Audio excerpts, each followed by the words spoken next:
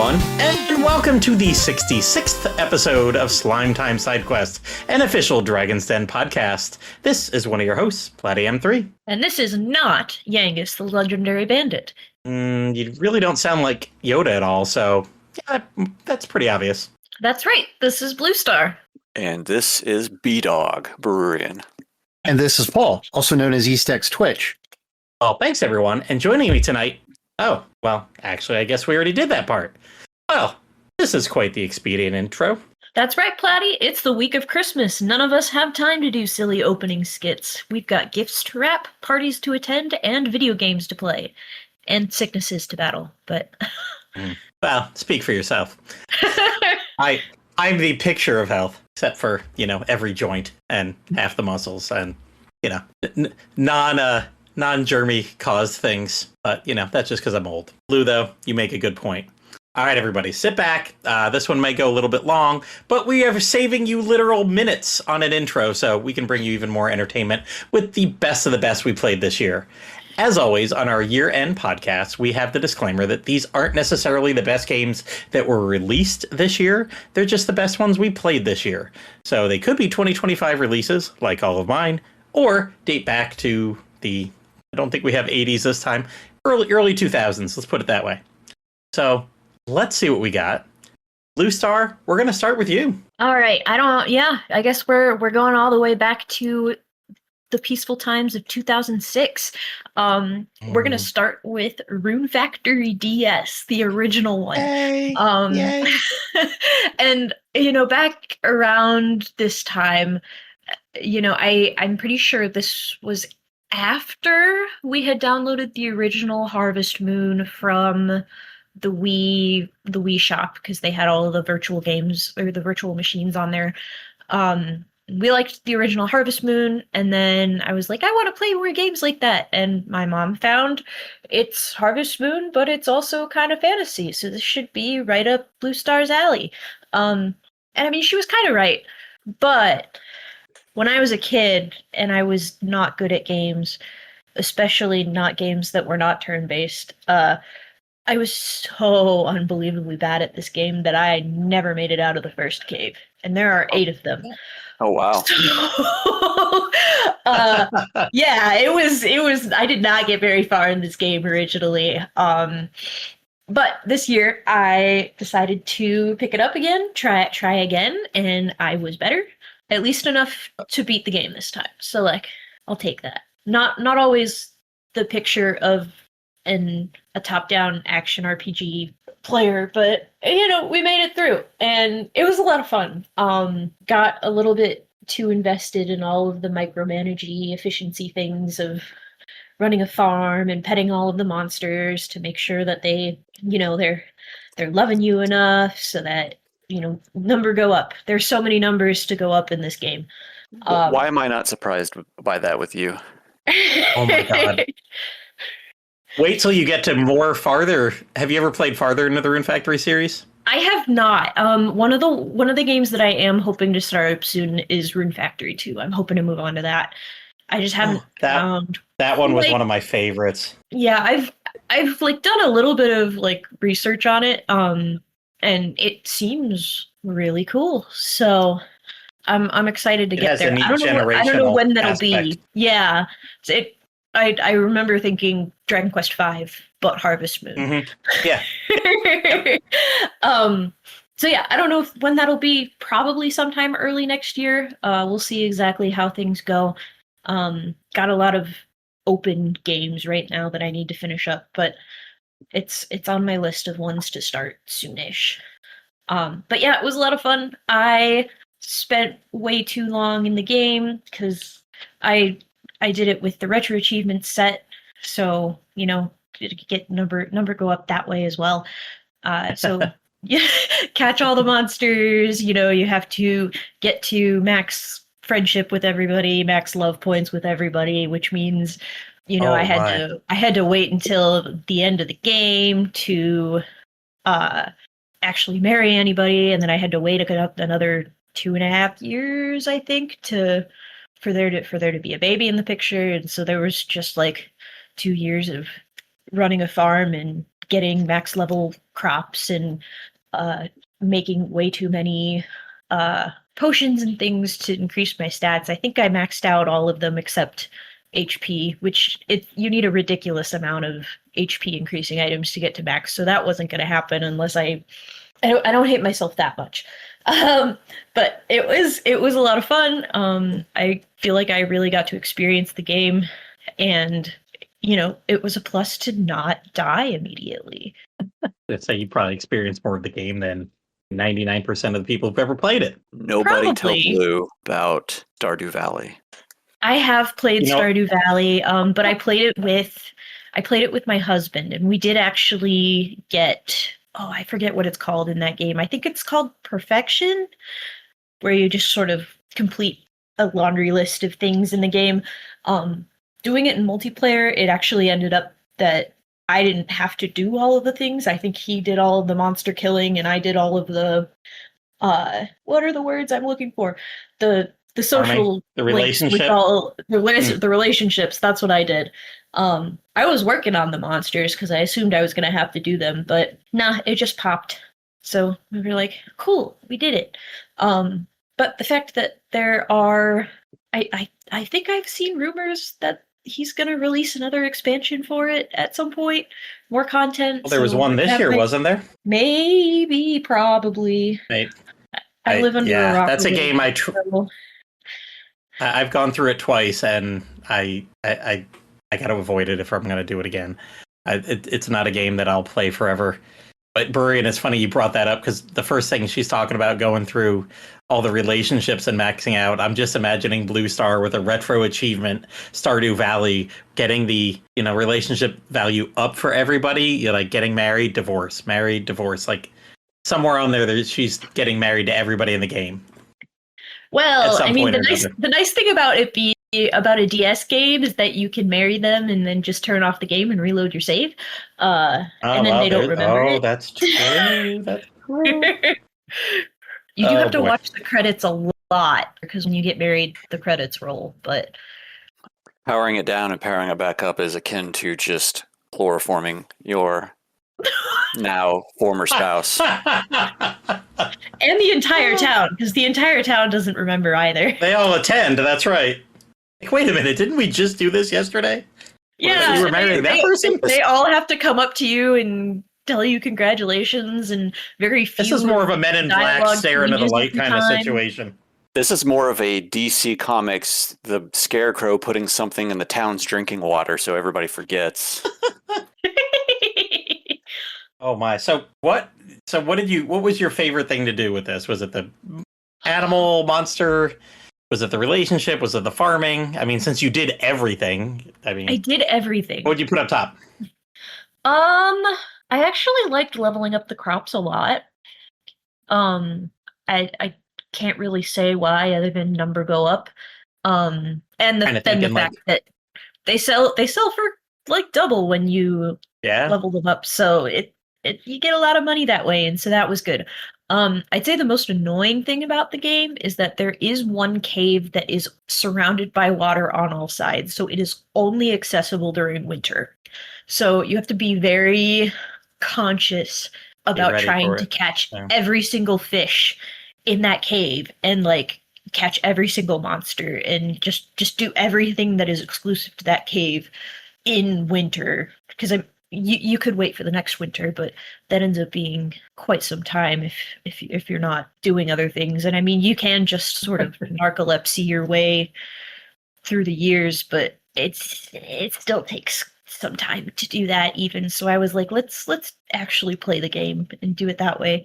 But yeah, that cave was silly. Now I know in like the later ones, I'm trying to think of like Rune Factory 4 and 5. Like it might even been in 3. I'm thinking of all played over the past few years. But you could get like soil levels down to they would have decimal points. The level of the soil would be like down to the decimal point for how good it was.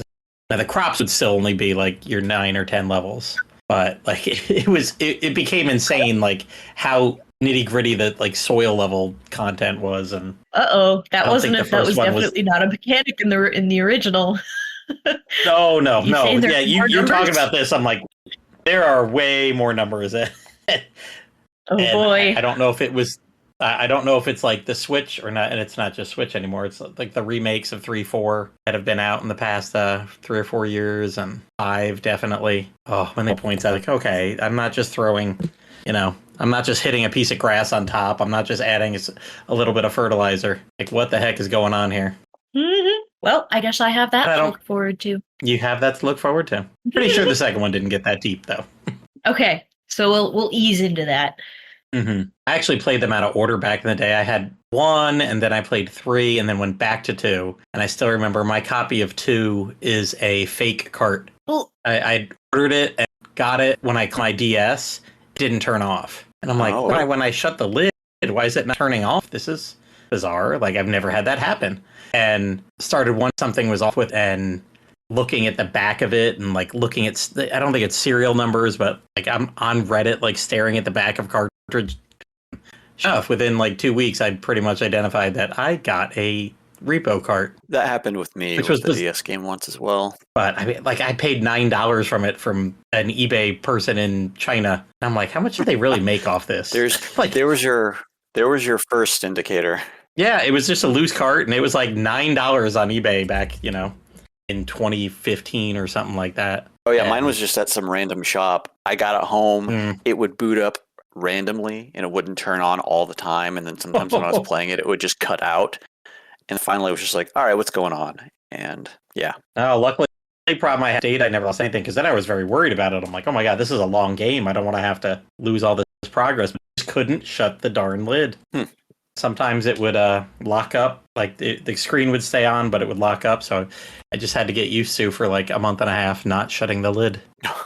Other than that, it ran fine. You mean one of the main features for a DS? Shutting the lid?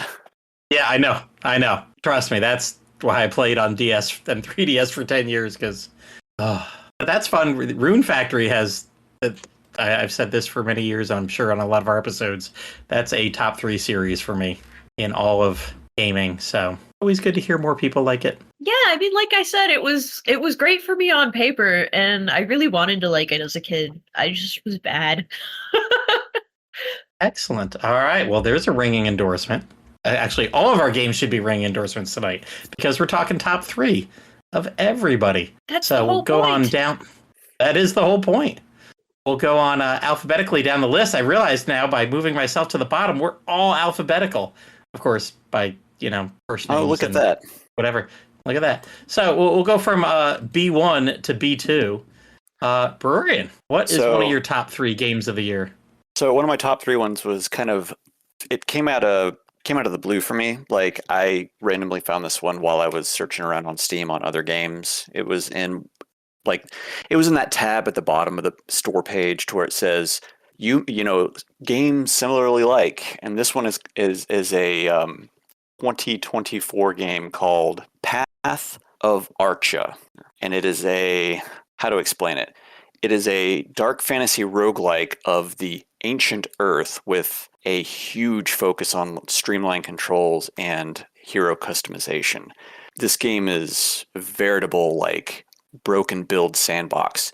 You like numbers and you want to see the numbers go up, this is the kind of game to play.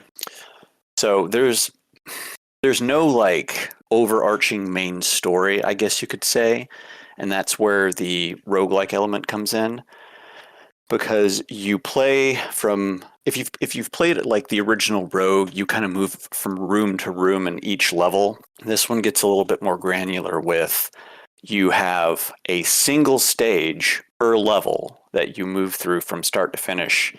And what you're trying to do is you're trying to survive how do they explain it? You're trying to survive a certain amount of days just to get a victory on the character that you create. And there's all different sorts of characters you can create in this. I mean, there's cultures you can choose from, and that would be like your class's base of their stat blocks and things like that. And there's 20 to 30 different types of those. You don't get them all from the start. You unlock them as you play, as you progress through events through the game. And then you've got a bunch of classes you can choose from, again, 20 to 30. And then once you choose your base race and class. You choose a religion that gives you certain magical abilities. I don't think I could explain in this podcast how deep the customization on this game goes, but I like it because it's a very arcane feeling game. Like the music is very like, Gregorian chant, these very deep tones, and it feels very mystical when you're playing because you get thrown into the game and there is so much going on the screen. You have no idea what you're doing, and when your character dies, that's it, permadeath. You have to start over. So you're just moving front to back, and you're getting kind of like a little generated story as you go through. And because when you finish a level, after you clear out a room of all the creatures in a level, you're given this kind of overworld view, and you can have a selection of like 1 to 3 different stages. And if you know what you're looking for, you can kind of decide which kind of stage you want. And tons of custom events can happen inside of these stages. You can walk the path of the generic areas. You can walk the path of the towers, the obelisks, the void areas, the astrolith, things like that.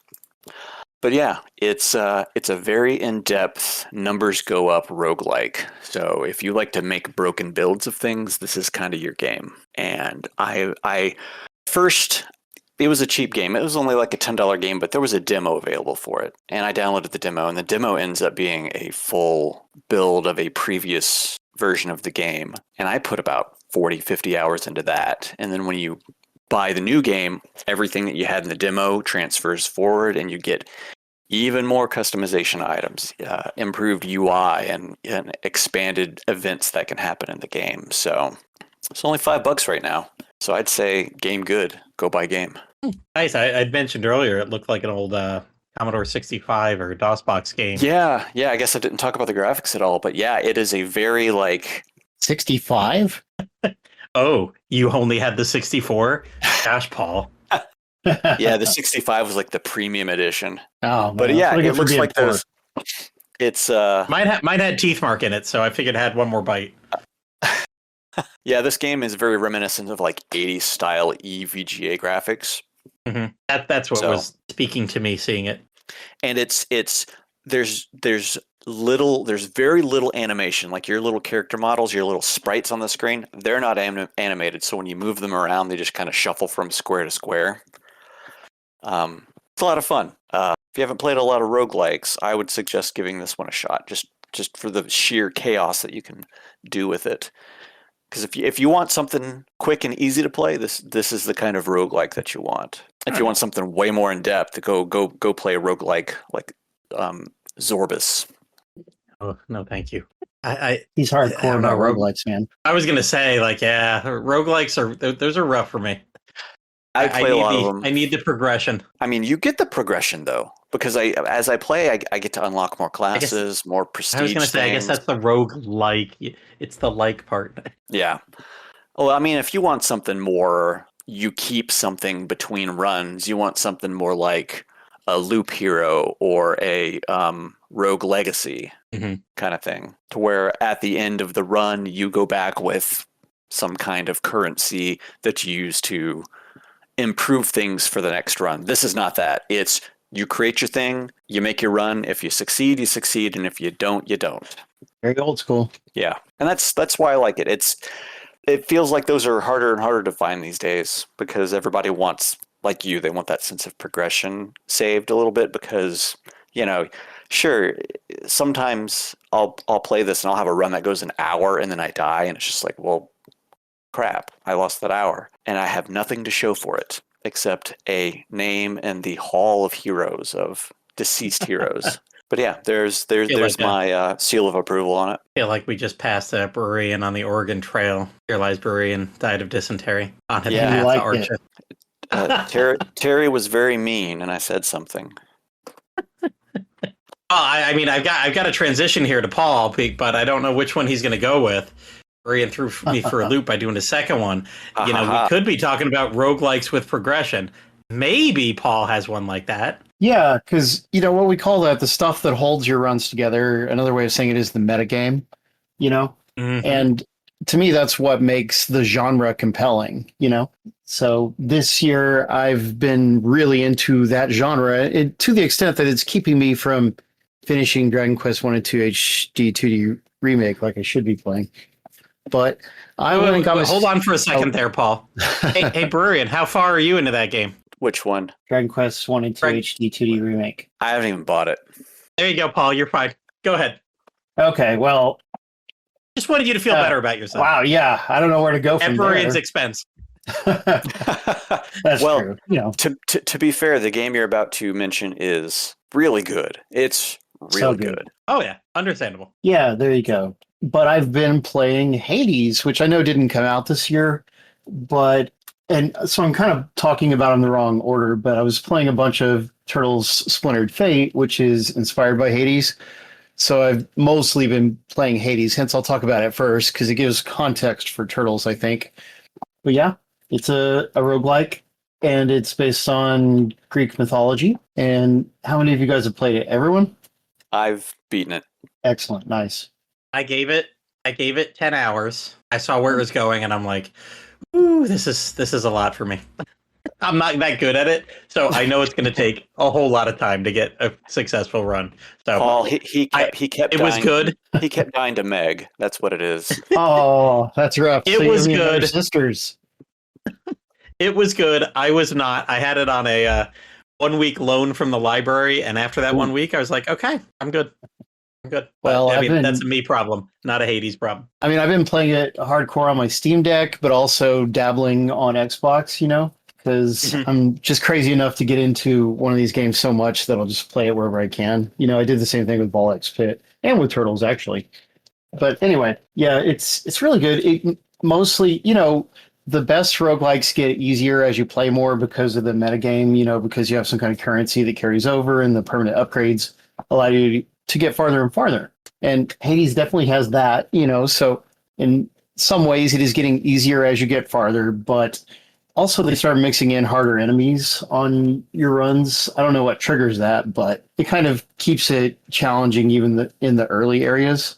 And I don't know if there's a way later on to skip the early areas or not. Sometimes the games let you do that, but I haven't run into that so far. I never did myself, if that's No, even possible. So I guess they just think want you to work through it. Yeah. Hence the new enemies getting mixed in. It's like it keeps it fresh, but it also keeps you on your toes. Right. But I've gotten to Hades himself, you know, and I haven't quite surpassed that moment yet. Because I'm at a point where like, yeah, I'm getting these different upgrade currencies, but it's not every single run that it gets easier, you know, that I'm able to buy some big upgrade. You know, it's like, Sure. so it gets a little grindy, you could say, eventually. But it's my own fault for not being better at fighting Hades, you know? It's like, I'll have a really good build, and then I'll just make mistakes on the boss before that or whatever. But it's so addictive, you know? It's like the gameplay is really good, and you have a variety of weapons you can use, although I favor the bow and arrow so far. That's what I was going to ask. What's your favored weapon? Yeah, bow and Yeah. arrow's good. I like to keep my distance, you know, it's Mhm. easier to stay safe that way, I guess. But it's a slower weapon, you know, unless you get the right upgrades, I guess. But Yeah. gosh, it's just like the writing, you know, like it doesn't have that much story. I mean, the story is very spread out, but it's still just good. Like it's punchy writing, and I like mythology anyway, so it's nice to see these interpretations of the characters. Voice acting's good. Hey What man, a it's great got more game. story than Path of Archa. Oh, I bet. But I mean, you know, this is a bigger budget game. Yeah. I mean, the thing about Hades though is the story is you can either just play through and beat it, or you can talk to the NPCs in between runs and get more and more information out of them as you there's a progress whole further lot, and yeah. further. Oh yeah, and you can So- give them gifts, and they say different things from Mhm. that, and Yeah. all kinds of neat things. Yeah, that's what I like doing. Every time I failed a run, I would go and see if anybody had anything new to say. Definitely, and that does keep it interesting. It's like between runs, your visit to the home base, whatever it's called, is always decently interesting. So, if anybody hasn't played this game, I would give it a big recommendation. I guess if 10 hours didn't get you hooked on it, then it's just not for you. But it certainly is for me. I love it. Well, I mean, it was for like a lot of people who voted for Game of the Year and everything a couple of years ago. It was a big game. And then, of course, this year, the second one came out. They knocked it out of the park with the art alone. Oh, yeah. Great art style. The interesting character designs. Who makes these? Is this Vanillaware? No, this is. You're going to say it, I'm going to know it is, and I've done. It's on the tip of my tongue. It's the people who made Bastion. Oh, yeah, you're right. Yeah. Is it Supergiant? Is that their... Supergiant, that's it. Yeah. Their art is usually quite excellent. That is true. And yeah, I need to finish this so I can buy part 2 on my Steam Deck. That did come out this year. Yeah.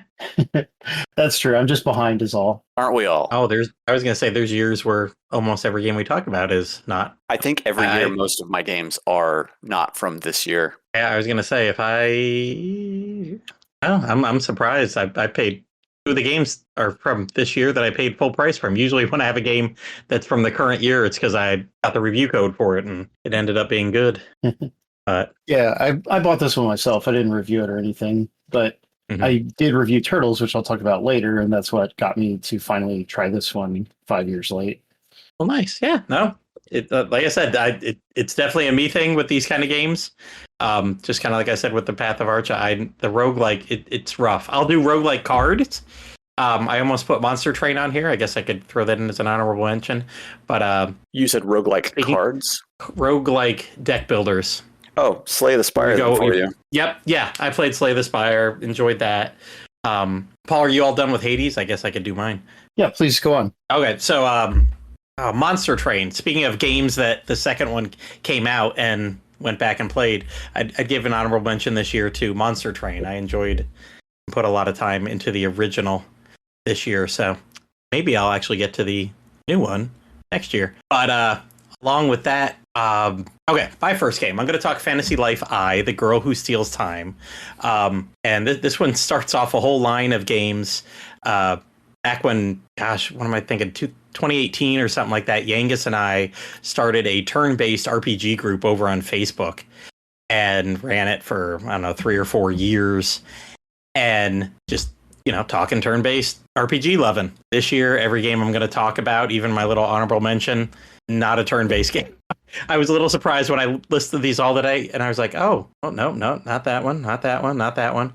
I'm usually the turn-based person, and nope. By the way, other than Monster Train, the original, good roguelike deck-building game, my honorable mention is a game I reviewed this year called Atelier Yumiya. Last year, I talked a lot of Atelier games. The new ones came out this year. I played both Ateliers that dropped. Really enjoyed the heck out of both of them. But Atelier Yumiya was a wide open, like Breath of the Wild, open world, go anywhere, climb every mountain, get to anything kind of game, and absolutely loved it. I will say the action combat was a little bit broken. I think I was level 99 and maxed out halfway through the game. I never had problems on combat because it was just, oops, I'm completely over-leveled by doing all the side quests and everything on the first map and a half. I kept hitting the level bump. It was like, well, before you move to the next area, you can't get over level 50. You can't get over level 70. And then it was like, well, okay. But I enjoyed the heck out of that game, the open world. But Fantasy Life I, and I'd put this at the top of my games of the year. I'll rank this one number 1 by far. This is one I've been waiting for forever because thinking back to 2022, Blue and Blue said Bururian, you were on it too. We had our level 5 Fantasticness show. It was like Sidequest 20 or something like that. Oh, yeah, I remember that. And yeah, we talked Rogue Galaxy. I talked the original Fantasy Life. Rogue Galaxy, you say? Yes. We won't get into that. 20 minutes of before show talk again. I could talk about that one for a while. I'm sure you could. So could Blue. But level 5 has been gone for a long time. Other than a little thing here or there, like since the 3DS era, I think they only put out like one game. They had that something with Candy, something that didn't review very well. But all of a sudden, level 5 comes back. And about a year and a half ago, they had the announcement of an announcement, and then that announcement got pushed to something, and finally they have a whole, like, their own level 5 direct, and hey, here we go, finally you're getting another Fantasy Life I, we've got another Professor Layton game on the way, They got out the soccer game again this year, going again. Oh, in Azuma 11. Inazuma 11, there's a new Inazuma 11 out this year. They've got it's not Yokai Watch, but it looks like kind of a spiritual successor. It almost looks just like it down to the art form. They've got a Yokai Hotel kind of thing coming out in a year. They've had a whole bunch of games, and all of a sudden it's like, holy crap, level 5's kind of back. And then this game got postponed. Finally came out this summer. Honestly, for me, it was a perfect game. Like 10 out of 10. Absolutely loved it. I think the full title is Fantasy Life I, the Girl Who Steals Time. And it's not much of a spoiler to say you're hopping around different time frames in the game. You're going 1,000 years in the future, past. There's a whole world called Ginormosa, because it's level 5 and they're going to have Dragon Quest level puns all the way through the game. So the largest world that you can go visit is the Ginormosa. But the story was okay. Whatever. It's there to progress the game. But, I mean, honestly, you're mainly going around 4 or 5 different big islands, floating islands, and you are spending time with 14 different jobs. They've got all the different lives. That's why it's called Fantasy Life. You're living lives. There's combat-focused ones like Paladin, Mercenary, Magician, and Hunter that all play a little bit differently. There are gathering ones. There's a Fisher, the Angler, the Miner, the Woodcutter, and for this game they added Farmer. That's new to this from the 3DS version. And crafting-wise, you got an Alchemist, a Cook, a Tailor, a Carpenter, a Blacksmith, and an Artist. And you can go through the whole game as like 1 or 2 jobs and just play through the story all the way.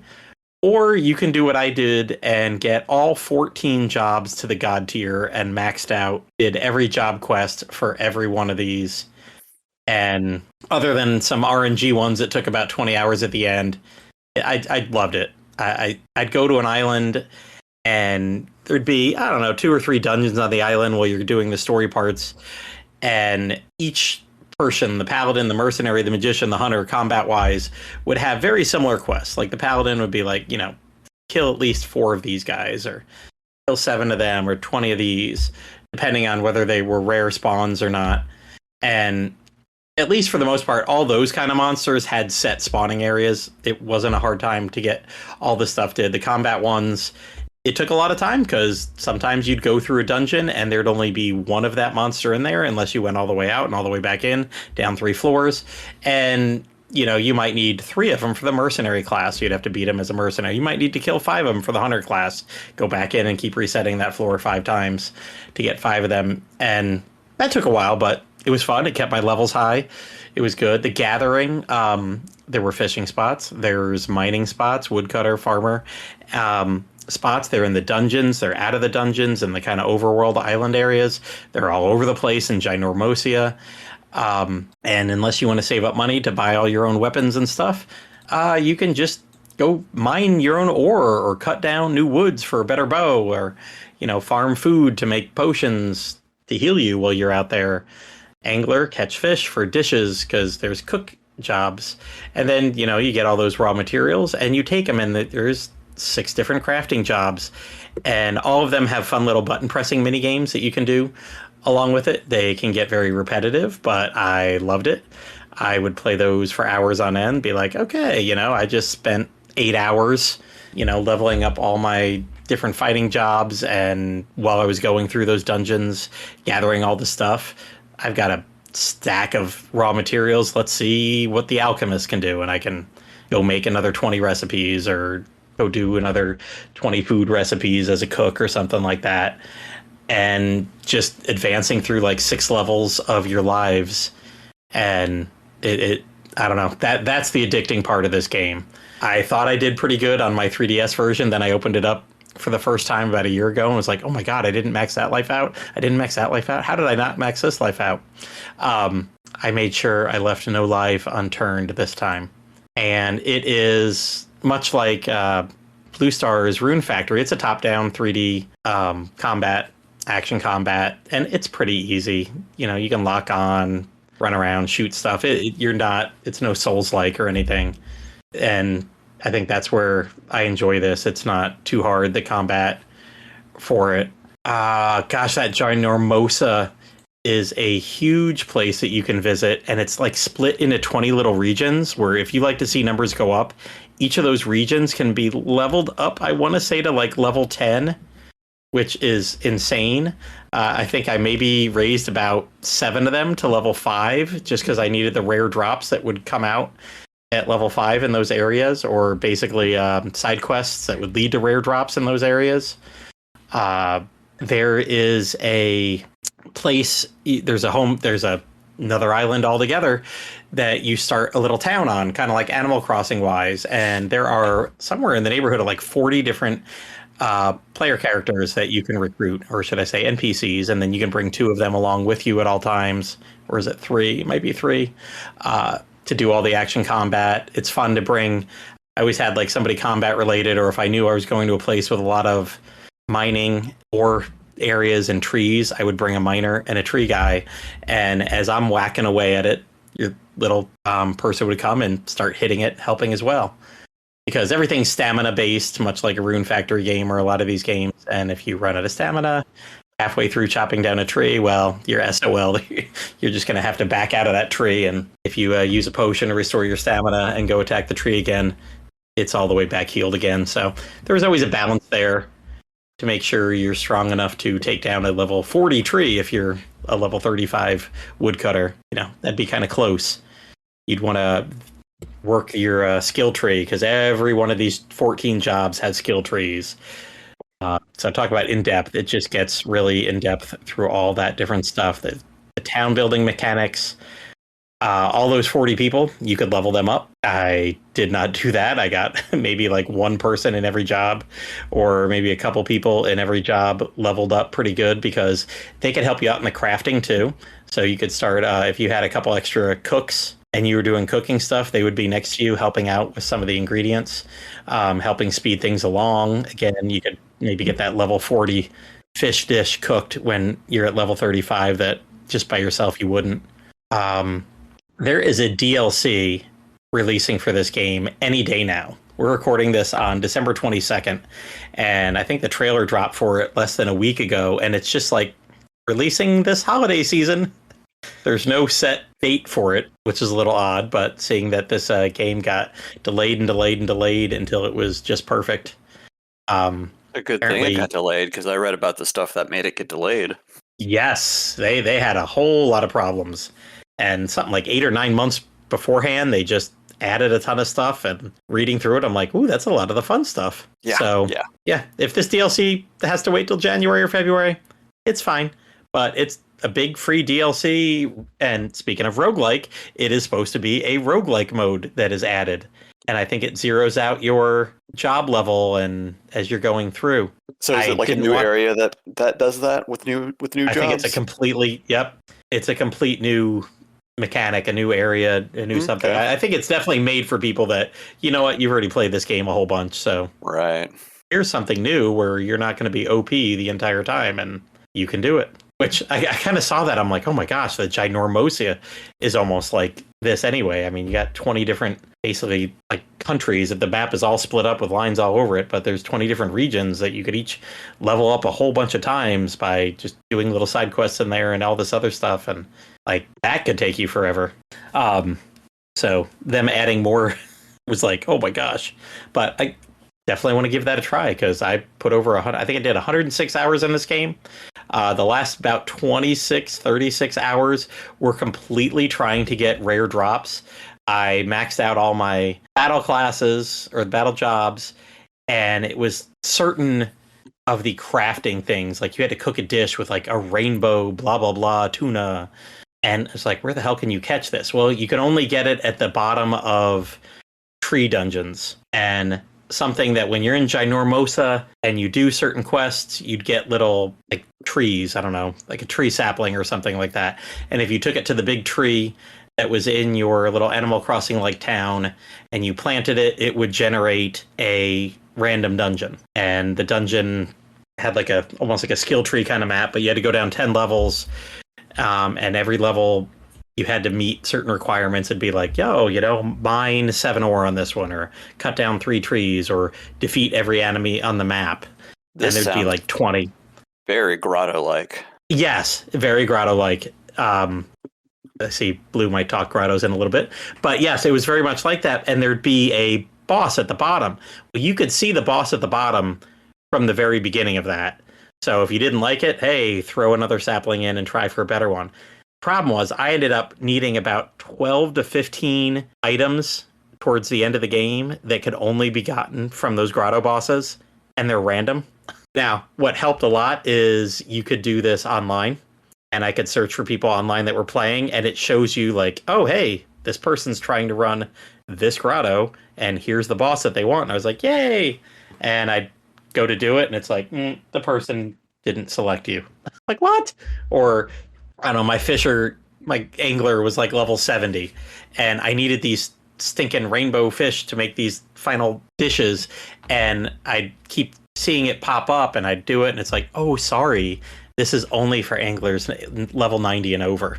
Like, no, I can help when we get to the final boss. I really can.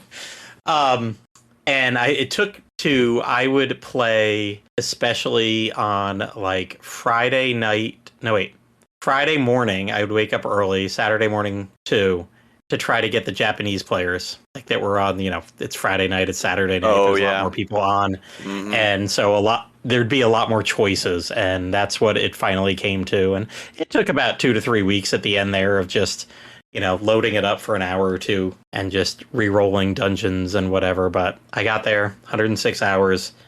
I did it. I didn't need to go those last 25, 26 if I didn't want to, but what the heck? If you're just going through this story and not doing every single thing for every single job, probably 30, 40, 50 hours. But this was just a game that I remember from my 3DS days, and I wanted to 100% it as much as I could. Oh, yeah. I basically 100% of the original game. I play that one so much. It's good. This is more of and this one's a lot more convenient. In the old game, you had to keep going back to town to switch what job you were in. Mm-hmm. This one, it switches on the fly. See, that's good. That's good game design. Yep. Yeah, like if you're out there battling, cool. You walk up to ore and you pull out your pickaxe, and suddenly you're the miner right then. Oh, there you go. So miner only uses that. So if you walk up to a fishing spot, you instantly turn in, you pull out your fishing rod and you're the fishing class. Which could sometimes be bad because then a monster comes up and smacks you and then you're done fishing and you pull your sword back out. But, at least that was the thing.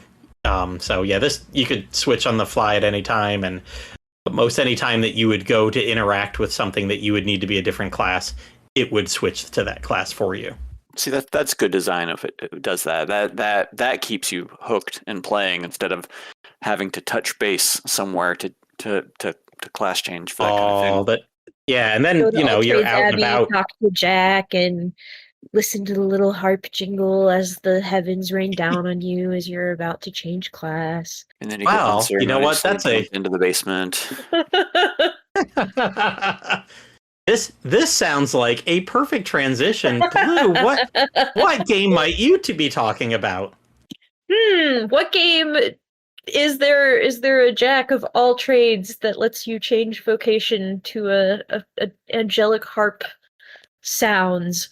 I got Dragon Quest IX on my list for this year because I picked it back up and I don't even know how many hours I've put into it this year. Probably too many. I think I've played through the main game 3 times this year, not including the fact that I went through and I got every single game completion accolade that you can get, all 29 of them or something. Oh my, that's wild. So I've played a lot of Dragon Quest IX, so which is why it's like, I kind of can't not talk about it at this point.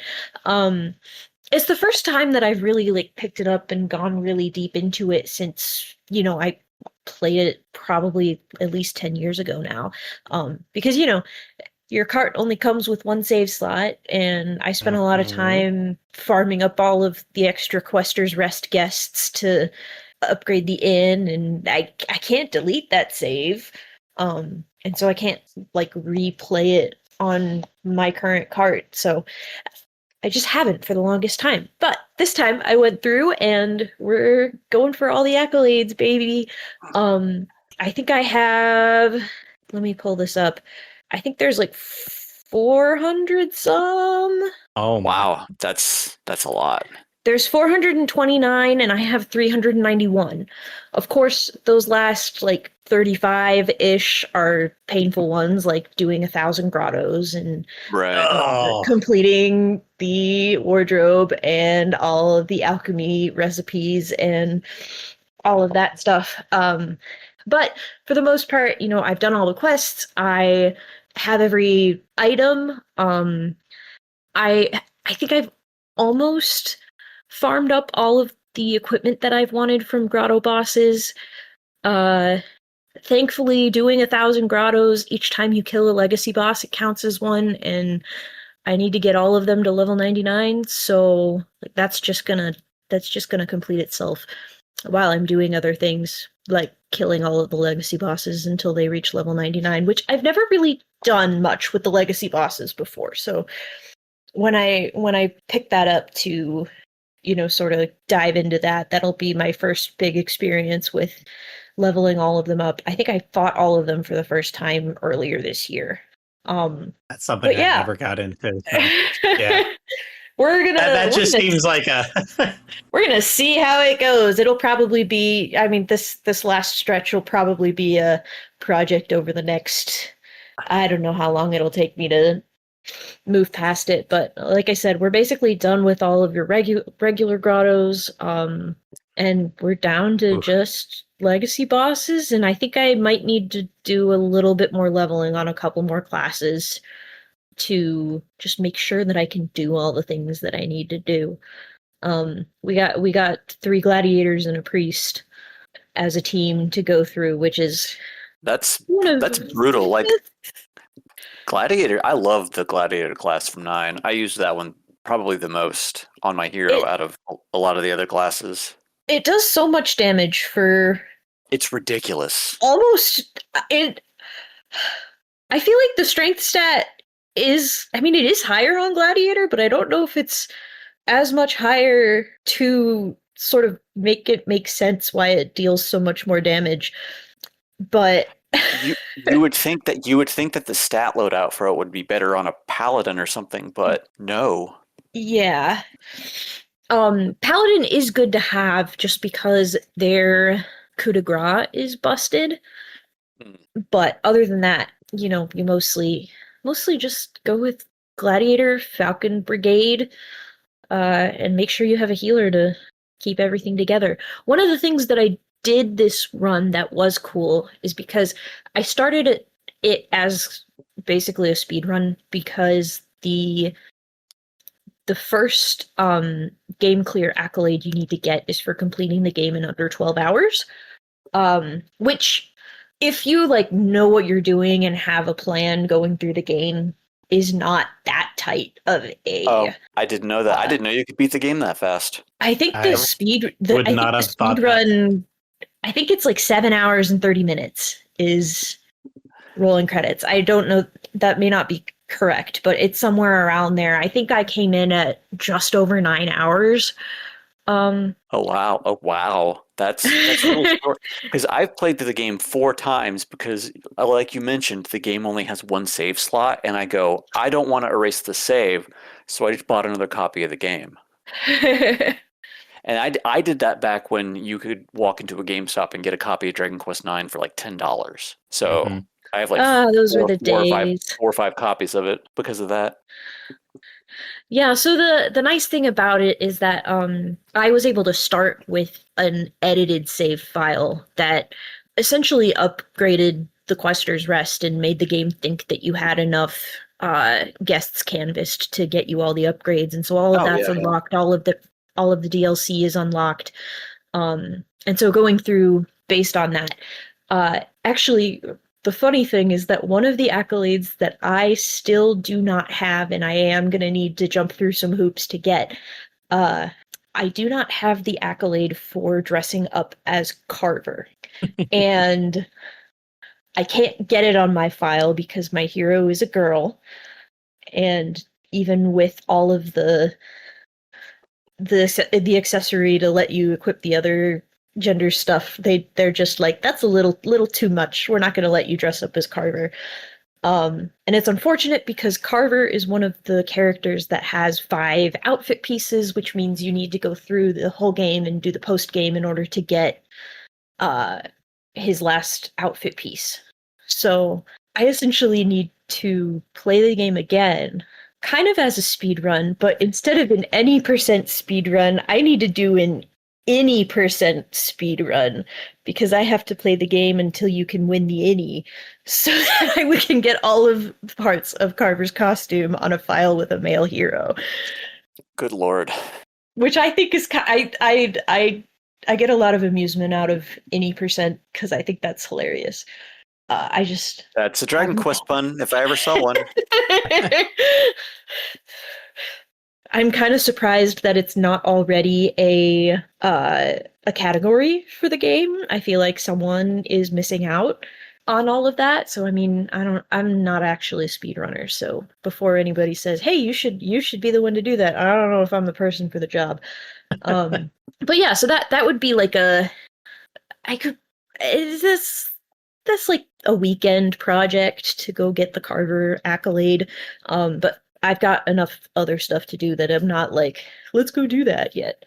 But yeah, there is, I think there's one other accolade that is exclusive to a male hero. But the way that I started the game is I actually started the game this spring as a solo run, like a solo hero run that I just sort of played through as just a solo hero because I could. And I was able to get the Distinguished Gentleman on that file. And then the other files that I've done, I've had a female hero and not been able to get the Carver accolade, which is unfortunate planning on my part. But we will figure it out.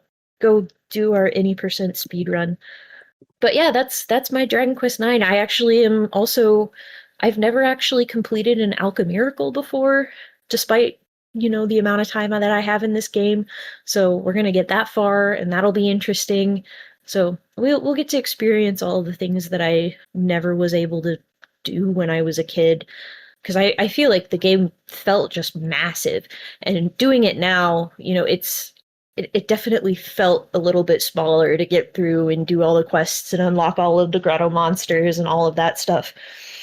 Not that it's not still a big game. It's just not as big as it seemed once upon a time. Because I finished all the quests on two separate files, so it's doable if you're me. I mean, that game initially felt huge compared to what it is now. I mean, it still is really big, and honestly, this is my shameless plug that it really deserves a modern remake, like yesterday. Makes you wonder why it's so on the back burner.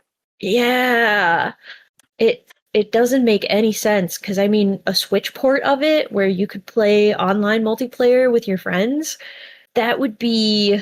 I feel like that would be a hit. I can't imagine that it wouldn't be. Listen, level 5 just ramped up. Call them up and be like, listen, that team you got working on Fantasy Life I, because I feel like Fantasy Life came out and was what they wanted to make Dragon Quest 9. Probably. Gameplay wise, because it's the action RPG that, when you look at that you could play together. There's the 3DS version had that kind of multiplayer through the 3DS, and it was all the side quests and the action combat, the puns, like and the job classes, like Dragon Quest, like it feels like it was the game that they maybe wanted to do. And then, that first trailer drop for Dragon Quest IX showing action combat, and Japan flipped out. And yeah, they're probably who knows. I can't say one way or the other. But no, it's got to be coming down the pipeline sometime. Right. If they're freaking redoing Dragon Quest VII for the second time, like, come on. Right. Yeah. I'm still absolutely floored. That it to me feels like the one that least needed it. I don't know who was clamoring for that. Yeah. I mean, I love Dragon Quest VII, but I wasn't like, hey, let's remake that again.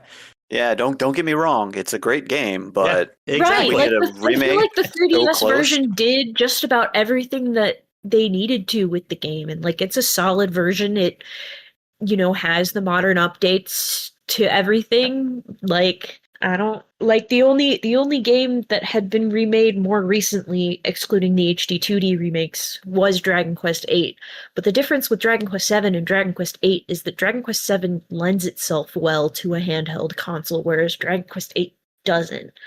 So like it's like the most recently really well remade game. Well, Dragon Quest VIII 3DS is a well-made game.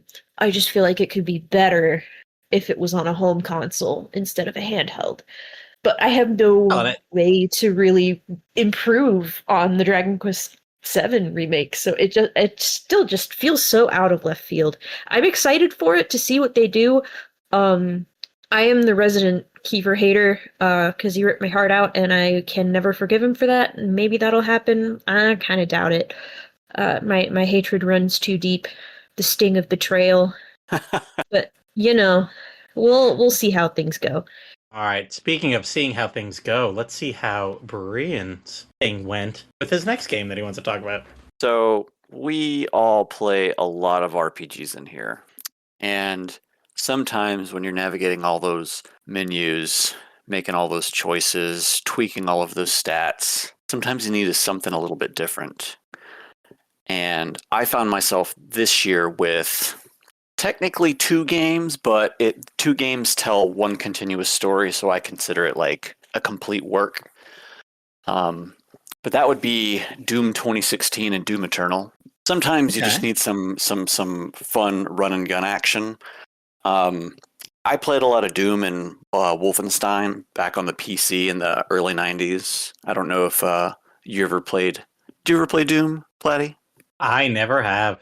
You've never played Doom, okay? Not even like the original Wolfenstein, like Escape from Castle Wolfenstein? Was that the first Doom, Wolfenstein? No, Wolfenstein was Wolfenstein, but they were they were just Wolfenstein. Like, yeah, they were kind of similar.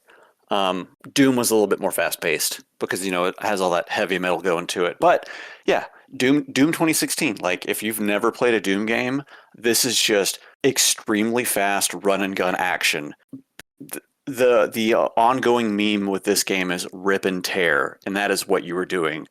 This game gives me the dopamine hit that RPGs don't, because it is so fast and so frenetic, all those things.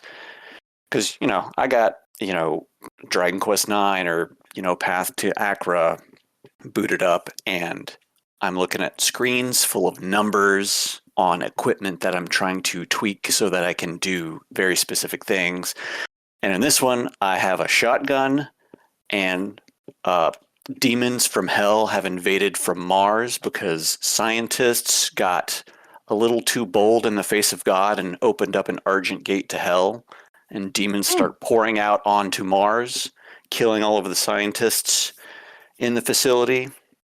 And you wake up in a stone coffin and just start killing these demons that are roaming around the halls.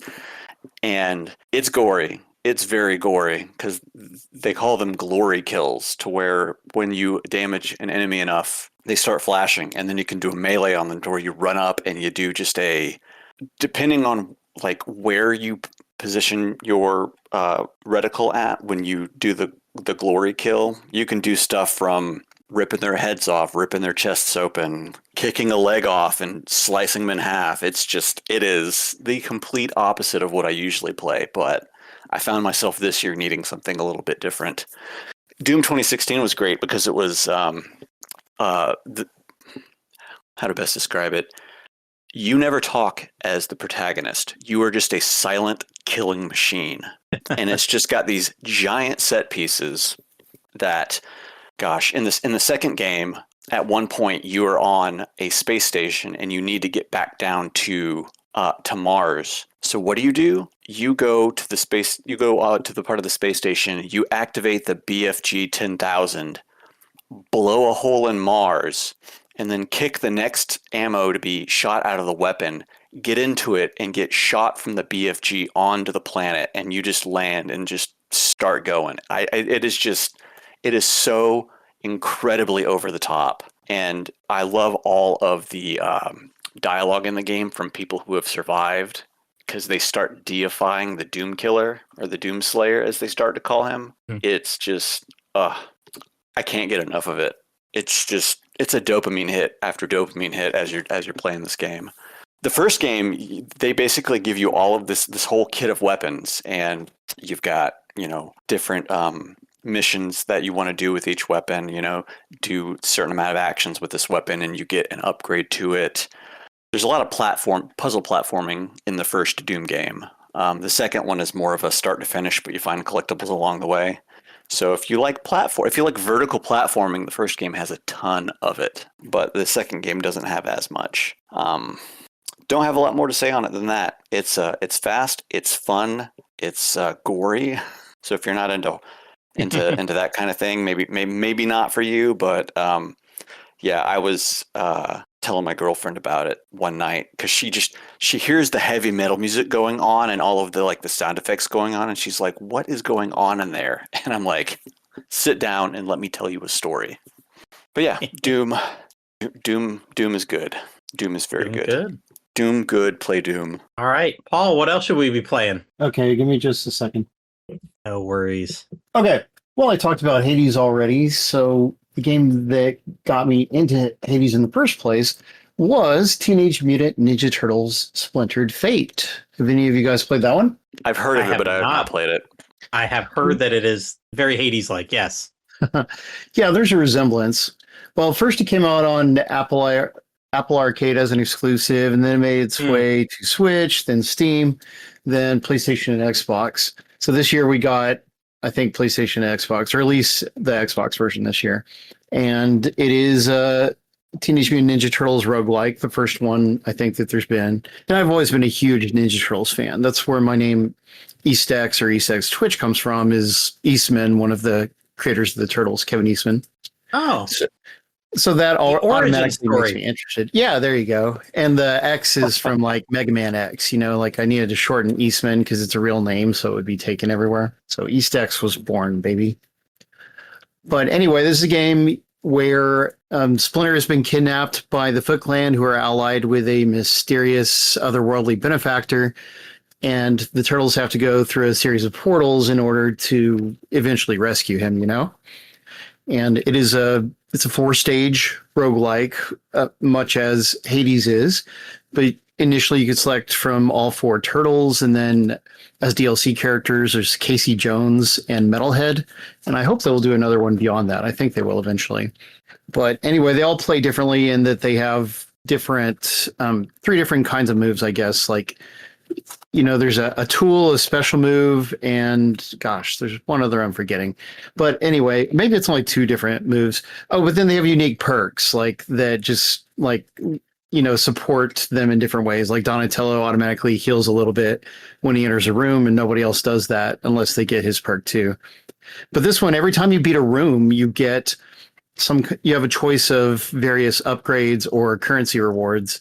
So you're always, there's a random factor, what's it going to offer me? Is it going to offer me a turtle power? Is it going to offer me flame abilities, which are the best? Or maybe it'll be water or ooze, which aren't as good. So there's lots of, it's just fun to see what kind of build you can create as you go through. And everybody has their preferences.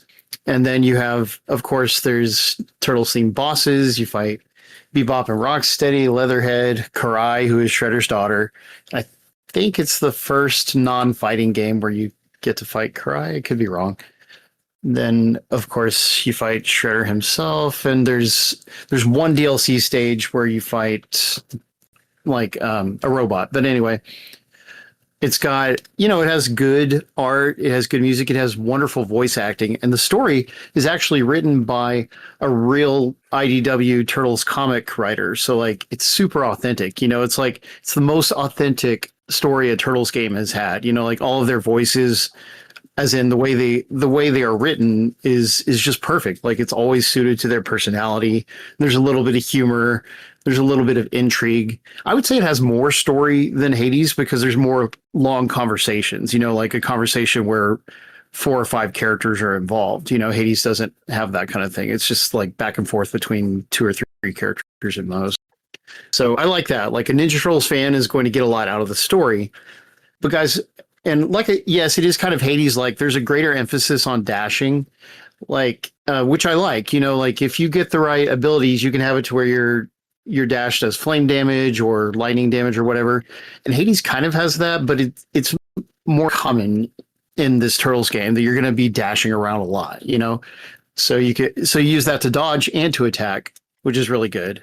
Then there's the upgrade system is a little different from Hades, but it's still similar in that there's different currencies.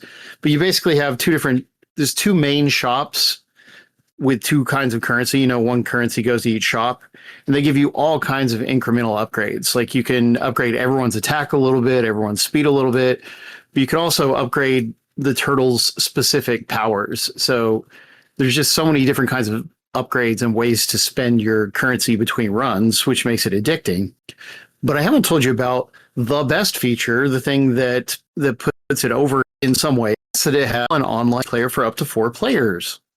So you get a little bit of that Hades combat fun, but you can play with other people. And when you play with someone else, they play with what their current level is. Like they're not starting. I mean, every run you're starting from scratch, but all those permanent upgrades you've bought between runs, you can carry someone along. Like you can help a new player get further faster in order to be able to get better upgrades because your character is all large and in charge, And so that is an element I like. I like when games allow a stronger player to help a weaker player on. But also compared to my friends, because I've bought several copies of this game. Like I've given it to several friends just so we can play together. Oh, and it has cross-play. So you can play between Xbox, Switch, Steam, PlayStation, everything, which is also a very good feature. But I'm just a little bit better at it than my friends because I've played it so much, because I played it extensively on Xbox and Steam and a little bit on the others. But I get so much out of it and I'm good and I can help my friends who are less good. And that's just a lot of fun. So if you like roguelike style games, then it's another big recommendation, but especially if the idea of a multiplayer roguelike that encourages you to play with your friends, then it's so good for that. That's what I love about it. Nice. I like that it has online multiplayer because sometimes those kinds of games don't, and then you can't play with friends because you may not have anybody local to you. That is true. You've got both options and it's cross-play too. So it doesn't even matter what platform they buy it on. I mean, if they buy it on Switch 1, then they're going to add loading times for everyone. But other than that, it doesn't matter what platform they buy it on, really. So, see, and that's even better that they have the cross-play. Yes, they really went above and beyond with that. And just to tell a quick story about enjoying this game in multiplayer, we were doing a road trip. I think we were on our way back from Canada, which we visit every summer or so. And I had my Steam Deck with me, so I've got the portability.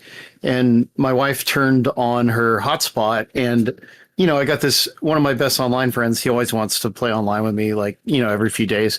And he talked me into trying to play with him. So I played a complete online run with him just through a hotspot, and it actually worked. And that was a really neat experience to be able to do that. Oh, wow. Go. Yeah. That's nice that it actually worked. So lots of good memories. And gosh, yeah, if you're a Turtles fan, I mean, some people are going to prefer like the original Turtles arcade game, or they're going to prefer Shredder's Revenge. Is that what it's called? Yeah, I always mix the names up. Anyway, which is a beat 'em up. They're both beat 'em ups, those.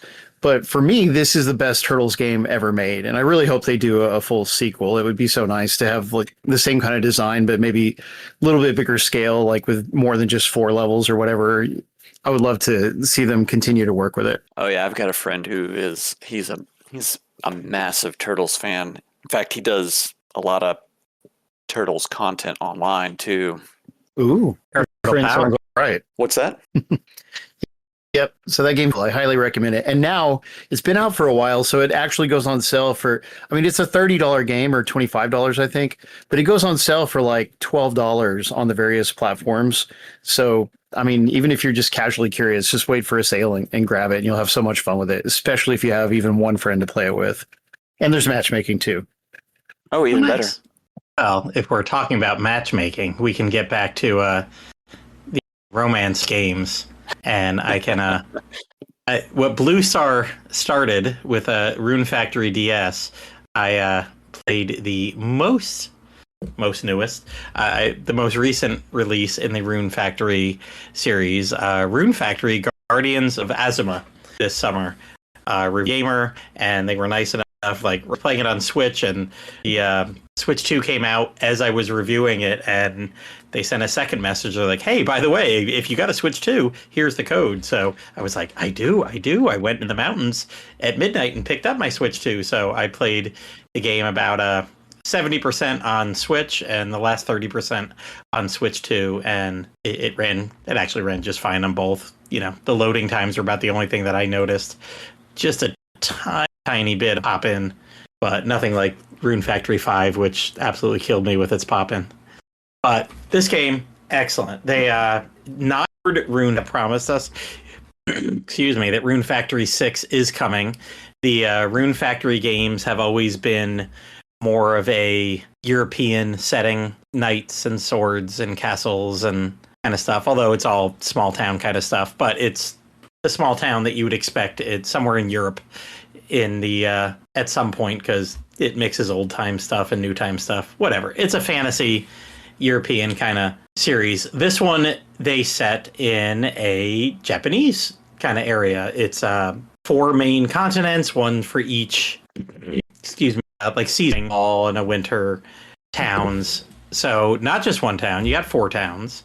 It's that same gameplay loop of there's a story going on, there's stuff to do, and you're recruiting NPCs to go with you into them, solving problems. But at the same time, you've got a farm, and actually this game expands to a farm, but you're pretty much in charge of the whole. There are towns, 4 towns, and you open them up as you go through the game, but they each have development areas, can actually expand the farther you get, and you just start dropping stuff on there. You can make some farmlands, and you need that, but you can make houses for workers to come, and those workers can be given to just run the fields. You take care of everything, and they'll do it, and they'll put everything in the sales chest for you, so it just makes you passive money throughout the day. So it becomes more of a town simulator than a farming simulator, and that part was really cool. I actually just loved that. It was like, oh man, you could go crazy just with the recruitment of for your each person stats about. You could see how much they eat a day and how much their production is. They've got little we're trying to think, like, they got a few attributes about it. Somebody is and also a slacker. They're like, wait a minute, you're eating all my food and you're not producing very much. You're kicked out of the town. What's great is a town. I'm like, wait, it's the same freaking random NPC. But yeah, you're basically, by the end of the game, juggling 4 different towns, although you get to know it pretty well. I beat this game in like 40 hours or something, but you can basically running on autopilot, and you are constantly unlocking recipes. The Rune Factory games are known for having a bazillion different things. I think they luckily cut down on weapons in this one. I know I was going back, I think, to Rune Factory 4 to reference like how big a difference it is. Rune Factory 4 had like 8 or 12 weapons that you could have, and there's probably 50 to 60, if not more, of each one of those weapons. This one, there's, I think, maybe 5 or 6 different weapon types and maybe 5 or 6 different levels of those weapon types. It was like, okay, I don't need to go crazy for minor stat increases. Each one of these does pretty good, and I can put my time into that. You can also add stuff to them and increase stats or add passive attributes to that. But just the battle system, very smooth. Again, I am not a hardcore action RPG expert. This was like the right level of difficulty for me. I played it on the standard. I didn't bump it up or move it down. I didn't need to at all. It was fun. I loved, catching some high-level monsters and help me out, or equipping good NPCs, making them their good stuff, giving them some better armor and whatnot, which was fun in this one because you could actually open a menu and do that for NPCs that come with you. Whereas in Rune, and I can't Platty remember Rune opened Factory the 5 menu? at all. I know, and it was there. It was there in Rune Factory like 3 and 4. If you have a character you bring with you and you have better armor, you walk up and just hand them a piece of armor and hope you don't miss, and somebody else was walking by at the same time and gets it instead. But like, you can tell when their sprite changes. Oh, thank God they got the new armor. No, this game you could actually like open the menu, go to that character, and put that thing like again, because games, if you gave somebody something very valuable, it was theirs, and when you were done with it, if you gave them something else, the other one just disappeared. Like, oh shit, that's gone. But it changed a lot of the focus from, you know, numbers go up, numbers go up, numbers go up all the time on the little stuff. You could get fertilizer, you could lot more. What I was more obsessed with is there was so many different things to put in your towns, like little statues or just a little farm post or something like that. Everything decoration had stat increases for your character. Throwing a little sign up that like this is your turnip patch, that would like add +5 to your HP permanently, or as long as it was still built. And you could build one of those in each. By the end of the game, you're building things, and sure, they took a lot of resources. So if you were saving up wood throughout the game and making sure that, you know, when you're out running dungeons and everything, you're making sure to get some more extra resources, or if you've just let the game, what do you call it, Blue, when you were snoozing your way through extra months and everything, you could do that because Narcolepsy! There you go. You could set your townsfolk, because some people could be set to do fishing, some people could be set to do resource gathering, some people obviously were set for farming. So you could just do that and like, oh, I need another 1,000 wood. Well, let me just go to sleep every day for a week, and I might generate that in a week or two. I mean, some of the stuff at the end was getting me like +200 attack power, +300 for defense. I was building these huge things in towns, and I was like, wow, I didn't realize the game needed me to do this many resources, because I kind of hit a wall near the end, and then I realized that I hadn't built in my towns for a while, and I went back and looked at the stuff that I could build, and I'm like, oh, that's like raising 10 levels worth of attack. Like, I don't know what I'm doing here. I should be building in my towns. So the gameplay loop was awesome. It really rewarded, you know, building a temple in one town increased your MP by a lot on your character, and it just all the things came together. It's just a fun, I would probably say streamlined version of what the Rune Factory games had become. 4 and 5 were getting so in the weeds with so many little things. And this one's like, hey, you know, it seems like they're going to do that again with Rune Factory 6, keep that same strategy going. But for this one, a nice little change of pace where, okay, listen, you don't need to be out there planting every turnip and pulling every turnip yourself or managing this. Let your townfolk do it. The cast of romanceable characters in this one was pretty good. Still, I think it's got the problem as like, okay, this person doesn't look like they're 16. Oh, they're too old to date. But not as much, I would say, as 5. 5 was kind of ridiculous with the, it's somebody's older sister, can't date them. Like, what? That person's like 21? 21's too old in this game to be dating? I will say in this game, some of the gods and goddesses were 1,000 years old and you could date them. But in general, they had a better cast of character.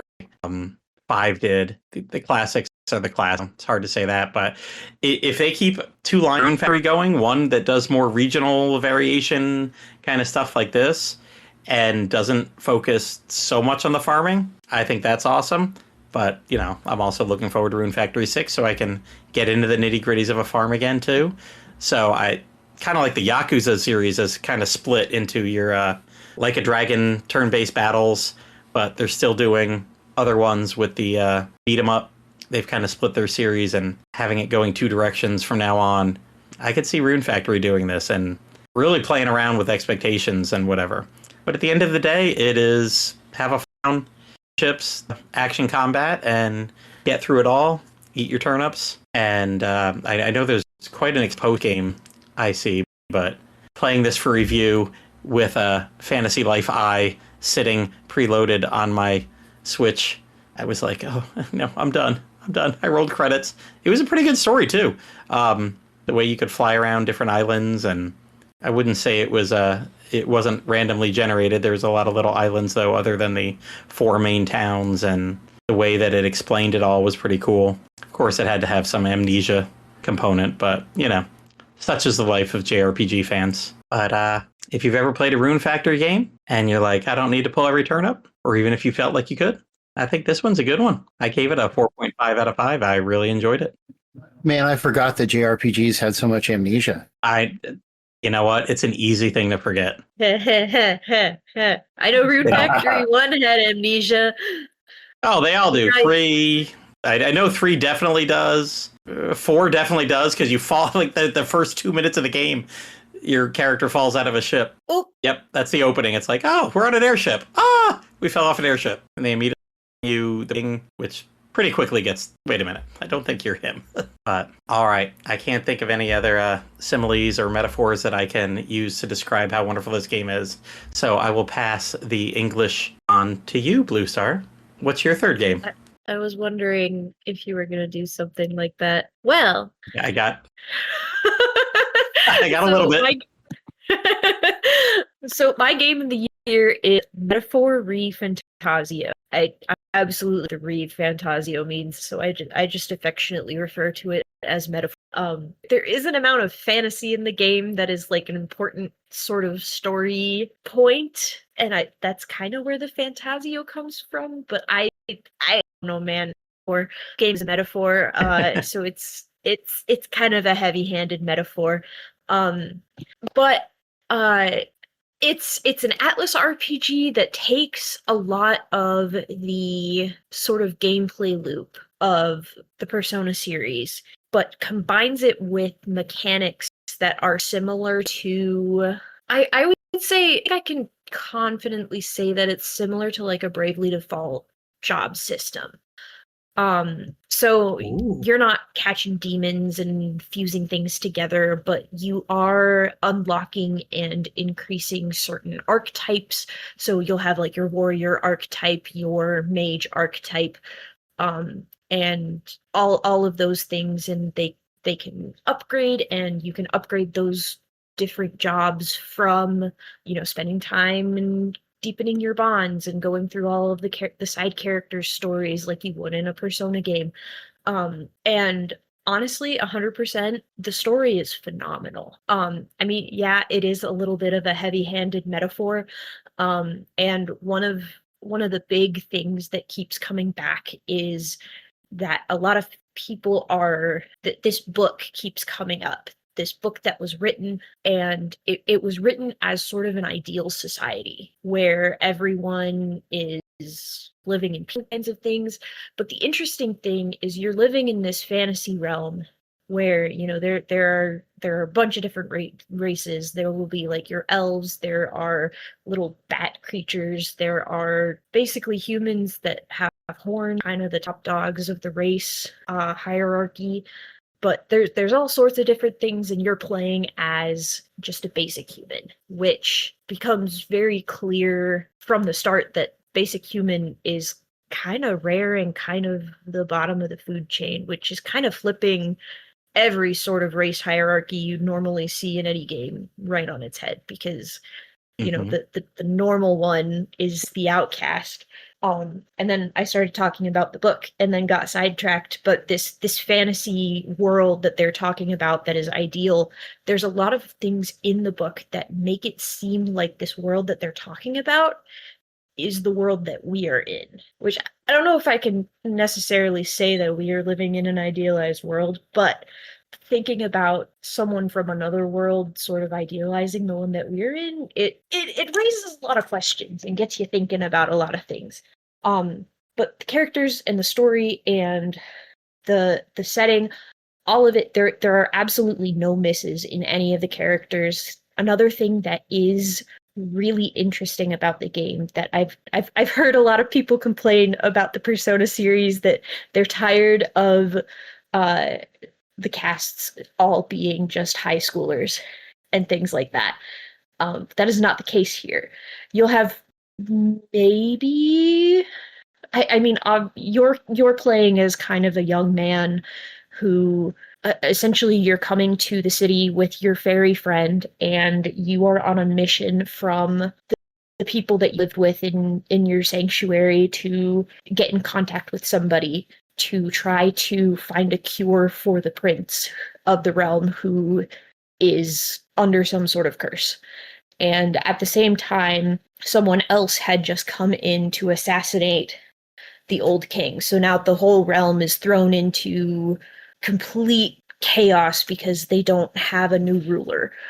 And it actually comes to pass that the king cast a spell, and basically their turn, he forces everybody into a democratic election of the next ruler. And there's some magic on it that prevents candidates from assassinating one another, and it will show you have like 6 months, I think, to campaign, and at this time on this day, that is when the new ruler will be chosen.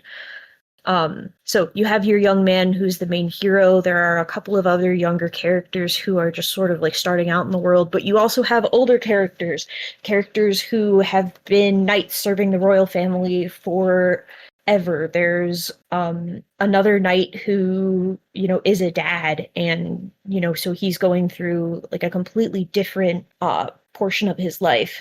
But just going through, everyone is unique, but they still come together so expertly just to create this story. So I cannot recommend it enough.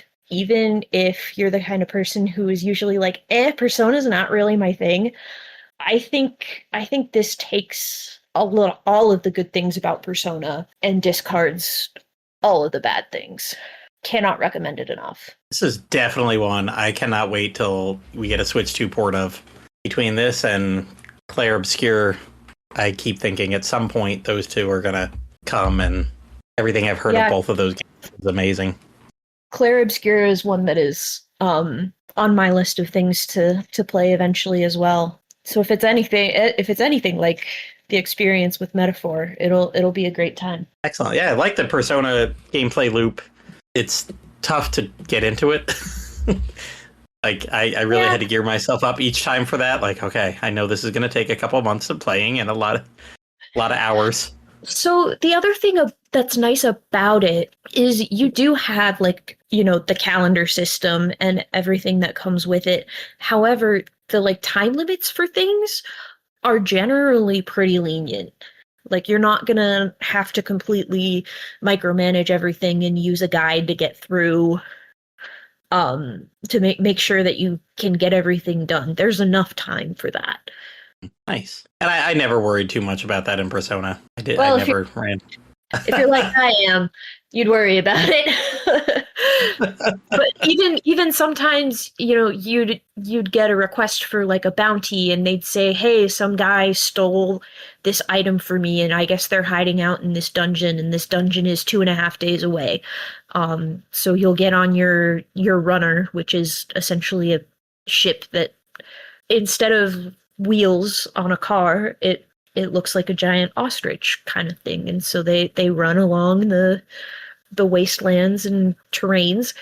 So you'll spend 2.5 days essentially on your ship, and you can spend time with your party members on that. So it's kind of baked into everything that you do, the time that you spend with everybody. Well, nice. Wow. Speaking about spending time with everybody, Bururian has a free-to-play game that he plays with, a couple 100,000 others, million? I don't know. Lots.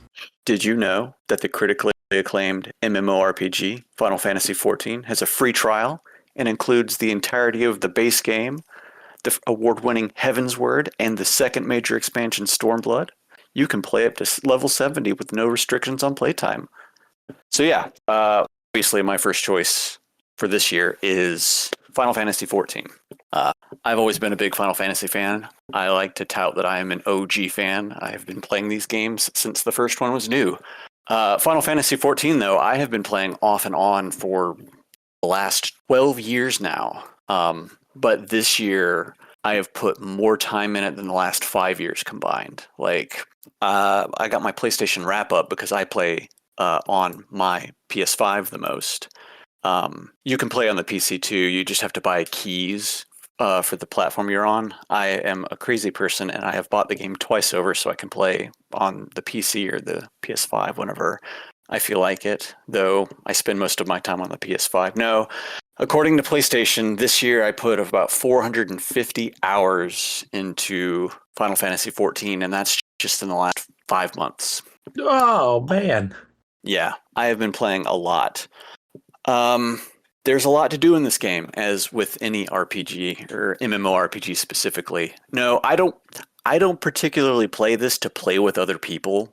I play it because it's a Final Fantasy game, and it's a Final Fantasy story, and Expansion is basically a new Final Fantasy game. So it's got the base game plus 5 expansions right now. So that's like playing 6 Final Fantasies in total. The base game plus the first 4 expansions tell one full story. The 5th expansion, they've started with a new story. But you can kind of play them all individually and still have a good time with each one. Gosh, what to say about the MMO? Don't let the MMO portion of it kind of discourage you. You can pretty much at this point play through the entire game, barely ever having to play with other people. Some of the newer content will require you to, just because it's the newest content, but a lot of the old content, they've patched in a new kind of system, and it's called the trust system. And so when you're doing older dungeons from expansions from the base game, you can just go in with NPCs assigned to specific roles. That way you don't have to find friends to play with or use the dungeon finder to find other randoms to play with, because a lot of people these days, when they're playing older content, they are just rushing through it as fast as they can for one reason or another, and they never really chat with you. But the real nice thing about it too is that with a lot of MMOs, when you create a character, your character is that class and that class only. But in 14, you can play all of the classes, and that's all based on the weapon that you have equipped. So you can be like me. I only play White Mage. I don't play any other class. So I've got my White Mage at level 100, and everything else is basically level 0. Oh, wow. Yeah. And I've got Don't have all those alts? I don't need it. I don't need to because of the trust system. And also you can summon a Chocobo companion to fill in the gaps for what you need. So I have a Chocobo that's mainly like a warrior class. So he attacks any of the mobs on the field or the bosses or stuff like that. You can't take him into regular dungeons. That's what you use the trust system for. Or if you're strong enough, you can run the dungeons unsynced and just play through it by yourself and just obliterate everything. It's kind of fun to do that. You generally do that more when you want to get a specific item drop from a dungeon and you're strong enough that you don't need other people to do it. But there's always benefits to playing with other people. There's like with any kind of MMO or free-to-play game, there's always like a bajillion different types of currency to do stuff, and you can just run through it unsynced real quick because a dungeon may give you X amount of one kind of currency or an item drop that you need. But I personally play the game just to enjoy the Final Fantasy story. I do have some friends that help me out with newer content when needed, like trying to get to the new. They had a new patch drop on Tuesday and added a bit of a raid series that had been going on for the better part of this year. So I was running all that content with friends just so we could get our gear incrementally increased to whatever is current for item level on said gear.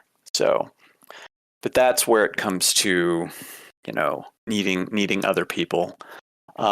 Remember how you mentioned, Platty, with Fantasy Life, how it had that new, what was it, the Gigantum area? Ginormosia. Ginormosia. Final Fantasy XIV has similar areas to that. The new one for this expansion is called the Phantom Village. And when you enter the Phantom Village, you basically choose a new job. There's like 5 in total that you unlock over time. And you start at level 0.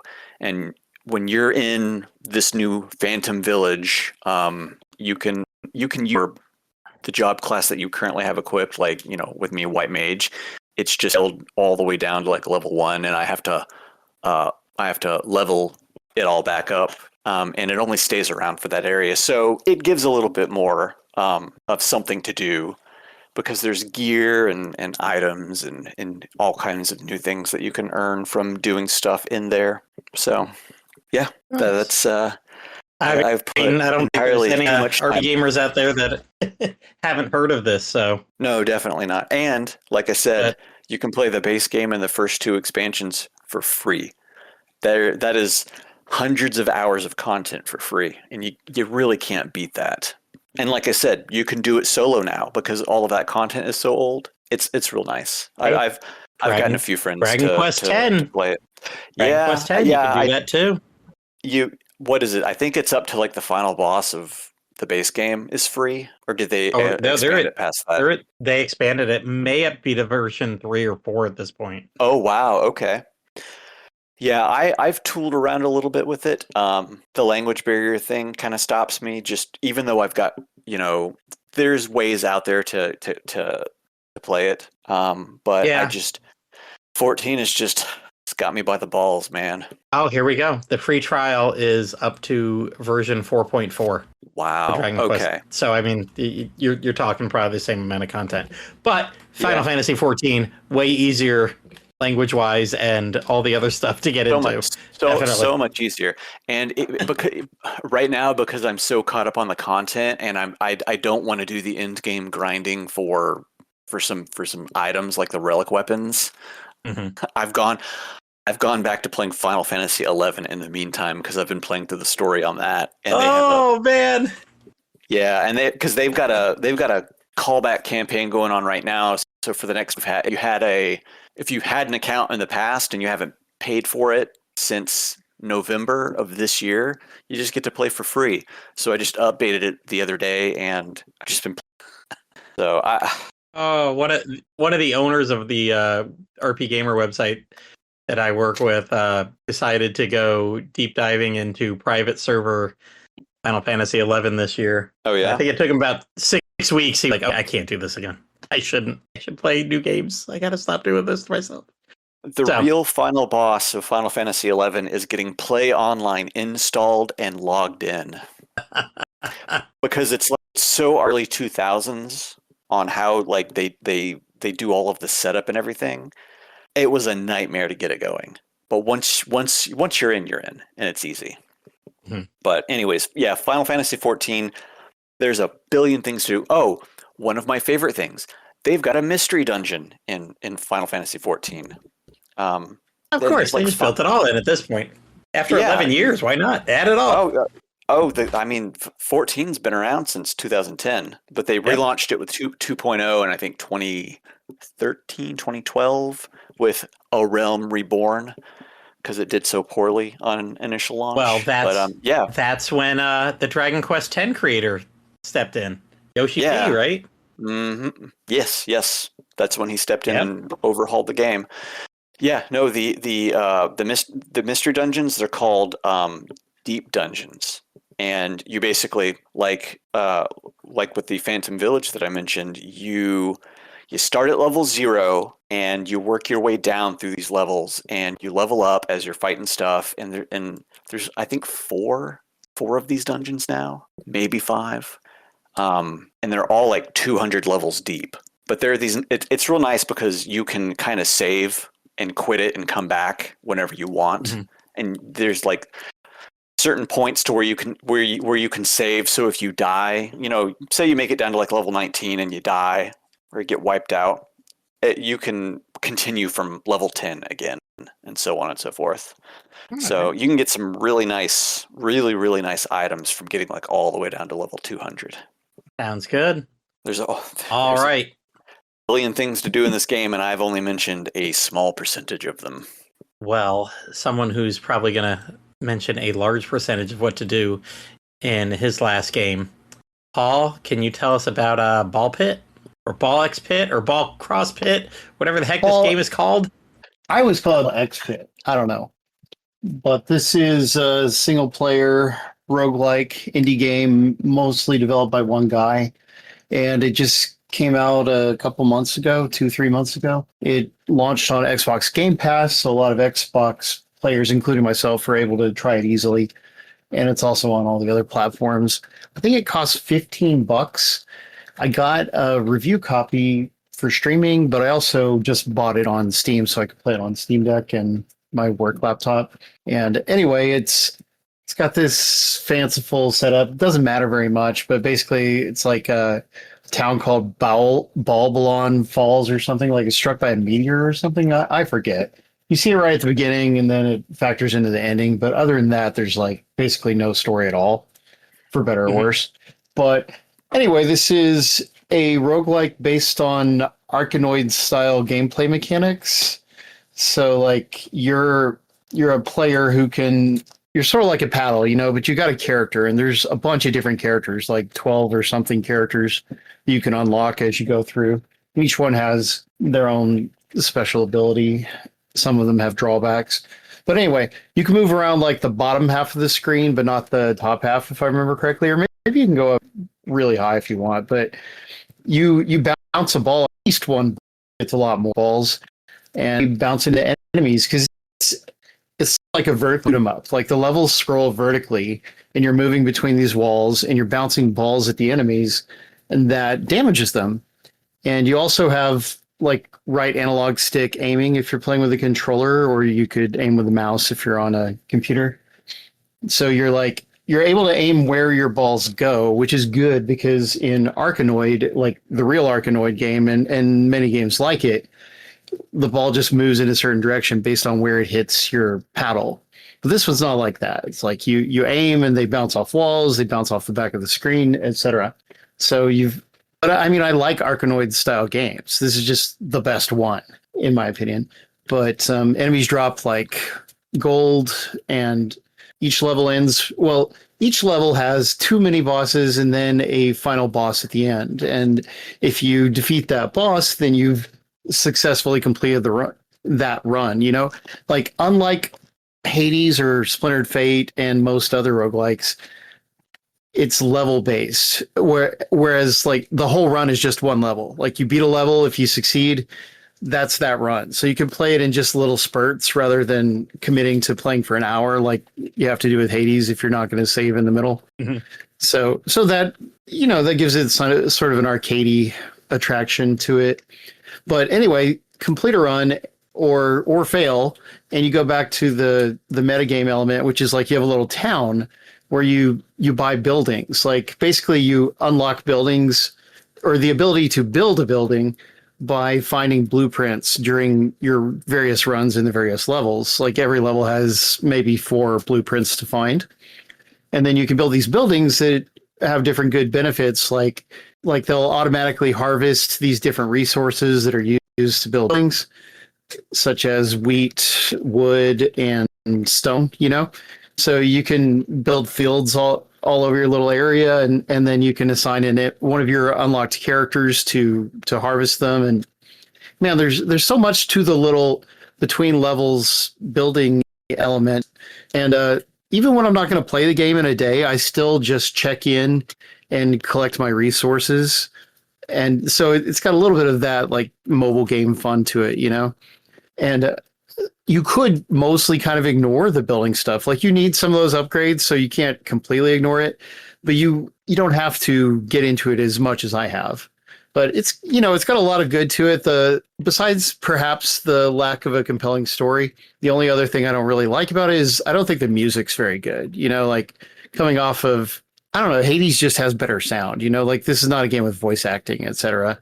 But the sound lets it down a little bit. But man, like I got really hooked on this game, and I was just playing it as much as I could on both my Xbox and all that. And so it's just a retrieve roguelike, like taking that roguelike formula and mixing it with a different style of game that nobody has done before. That's what this developer did. His name was like Jonathan something, I forget.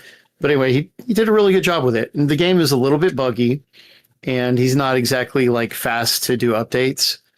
So that is annoying. But there is going to be a big update in like, I don't know, January or the beginning of the year. So it'll be interesting to see what new content they add. But just this one guy developing a game all by himself that sold, I think it may have, I know it hit 300,000 copies like within the first month. I don't know what it's up to now, but I was just thinking about that. And it's like this guy made enough to live off for several years just for having a really good idea and doing a good job at it. And I'm impressed by that. Nice. So totally different kind of like to try it. Oh yeah. We just had not Bururian. We just had Bluestar on the other podcast that I host on rpgamer.com. I co-host RPG Backtrack there, and my co-host there absolutely goes crazy for games like this, and we'll play them for like 50 hours for about 3 weeks and completely burn out. But she also has a podcast on Saturdays too, where she basically talks a lot of the stuff she's been playing. So I hear her for like 3 weeks just nonstop about Ball Pit, and she's like, I had to uninstall it. I finally uninstalled it because it took over. I did everything. I can't keep. I gotta move on. So this was one of her many obsessions throughout the year that I was like, oh, I'm gonna count the weeks and the hours until she uninstalls, but knows that she has one hell of an amazing time with it. So she sounds kind of similar to me. Yeah, and I did get a little burnt out by playing it on dual platforms and just like doing it during all my free time for several weeks. But I mean, there's still a new game plus that I haven't touched, and I'm just like, I'm much more into Hades right now, but I'm still checking out my little town, and I do plan to play at least a little bit more of it in the future, especially when they update and add new content. Always fun. All right. Well, I'm about to wrap this up, although we might have a couple, we'll talk a couple honorable mentions after this. But my, the last big one, and I'm right in the middle of it, and I put freaking 5 hours into it just today. I'm playing Pokemon Legends Z to A. I honestly sped through Dragon Quest 1 and 2 2D remakes, was like super excited to play them, but also at the same time finish them because Pokemon was out and wanted to get to Pokemon. I'm like, I already played Dragon Quest 1 and 2. Dragon Quest 1, just fine. Dragon Quest 2, holy shit, amazing. It probably should be an honorable mention on here for me. But I didn't even get in the Dragon Quest 2 post game because I'm so much into this Pokemon game. I loved the Legends Arceus they came out with 3 years ago with the different kind of combat, and then they changed it up again with this one. They went full on. The Legends Arceus had a lot of stealth, and you're throwing Pokeballs from hiding in. Ironically, it flipped the script from the original games where the Pokemon were all in the deep grass. Well, in Arceus, you could hide in the deep grass and throw Pokeballs and catch monsters without battling them. You could get in battles in Arceus, and they were pretty much like the battles that you would normally have in a Pokemon game, whereas this one went full on action. This is, people have described it a little bit as like kind of Xenoblade-ish, with a lot of cooldown timers on it. You've got your 4 moves like any Pokemon game would have, but you're sitting there using them, and they each have different cooldown timers. The more powerful the move, the longer it takes to cool down and reuse, but it's pretty awesome. I know right away, I've gotten away from it as I get the 80 hours in, but early in the game, like I actually kept moves like that would build up my defense or make my attacking stronger in Pokemon, where I never have them on a Pokemon. In Pokemon games, you get 4 attacks and that's it. I'm not wasting a slot on that. In this, since I could just use it and immediately use my other attacks, hey, it worked out better. But I absolutely love this game. It is set in a single city, Lumino City, from the X and Y fame. Thus, you get the Pokemon Z. Here, this is maybe the Pokemon Z that everybody always thought we'd get after X and Y. But I'll be honest, there's a story that crosses over from multiple games to this one, and characters that come back and team this or what. I don't know. Honestly, I'm just having a ball going around the city. There's at least 161 side quests. I bought the DLC. It came out, I think 2 weeks ago, and I'm deep into the DLC now, and I just did a side quest that was like numbered 161. So much like this podcast, I love side quests. Much like Dragon Quest 9, I love all my podcasts, or all my podcasts. I number the podcast too, but I love my side quest numbered, so I know like when I'm missing one. Like, wait a minute, I haven't done side quest 39. Where the hell's that? Where do I go to start that? You're just, I should say, just walking around Luminos City. I saw a Reddit post just the other day that was like, I don't know who needs to know this, but it takes over 6.5 minutes to completely circumnavigate the city. So it's a big land, and that's just a big circle, and there's lots of alleyways. I went down an alleyway the other day for a side quest and was like, I'm pretty sure I've never been down this alleyway with that fountain there before. So 80 hours into the game and still like entering parts of the city that I've never really seen. There's a lot of navigating rooftops and jumping from rooftop to rooftop. There's a lot of this. Luminos City is basically Pokemon Paris, and the whole game story revolves around the not Eiffel Tower in the middle of the city and what happens to it and things you got to do. The city eventually gets broken off into 20 little zones that you can go catch Pokemon in. They're the wild zones, although Pokemon, you'll find little birds floating around on rooftops. Especially on rooftops, you'll find other Pokemon throughout the day. You'll find those damn garbage Pokemon hanging out by dumpsters behind cafes. And there's a lot of cafes in this game because it's not Paris. The DLC that I'm playing now, fell in love with the Grotto stuff on Dragon Quest IX, and we've talked about some of the roguelike. We've got a lot of roguelike talk. Well, there's a lot of kind of Grotto hyperspace stuff in this Z to A DLC. Pokemon's never going to be a big budget to create kind of game. I saw the with all the Pokemon leaks, this game leaked, and it's in the low tens of millions to make, which is insane because they basically spent about $1 per copy sold to make this game.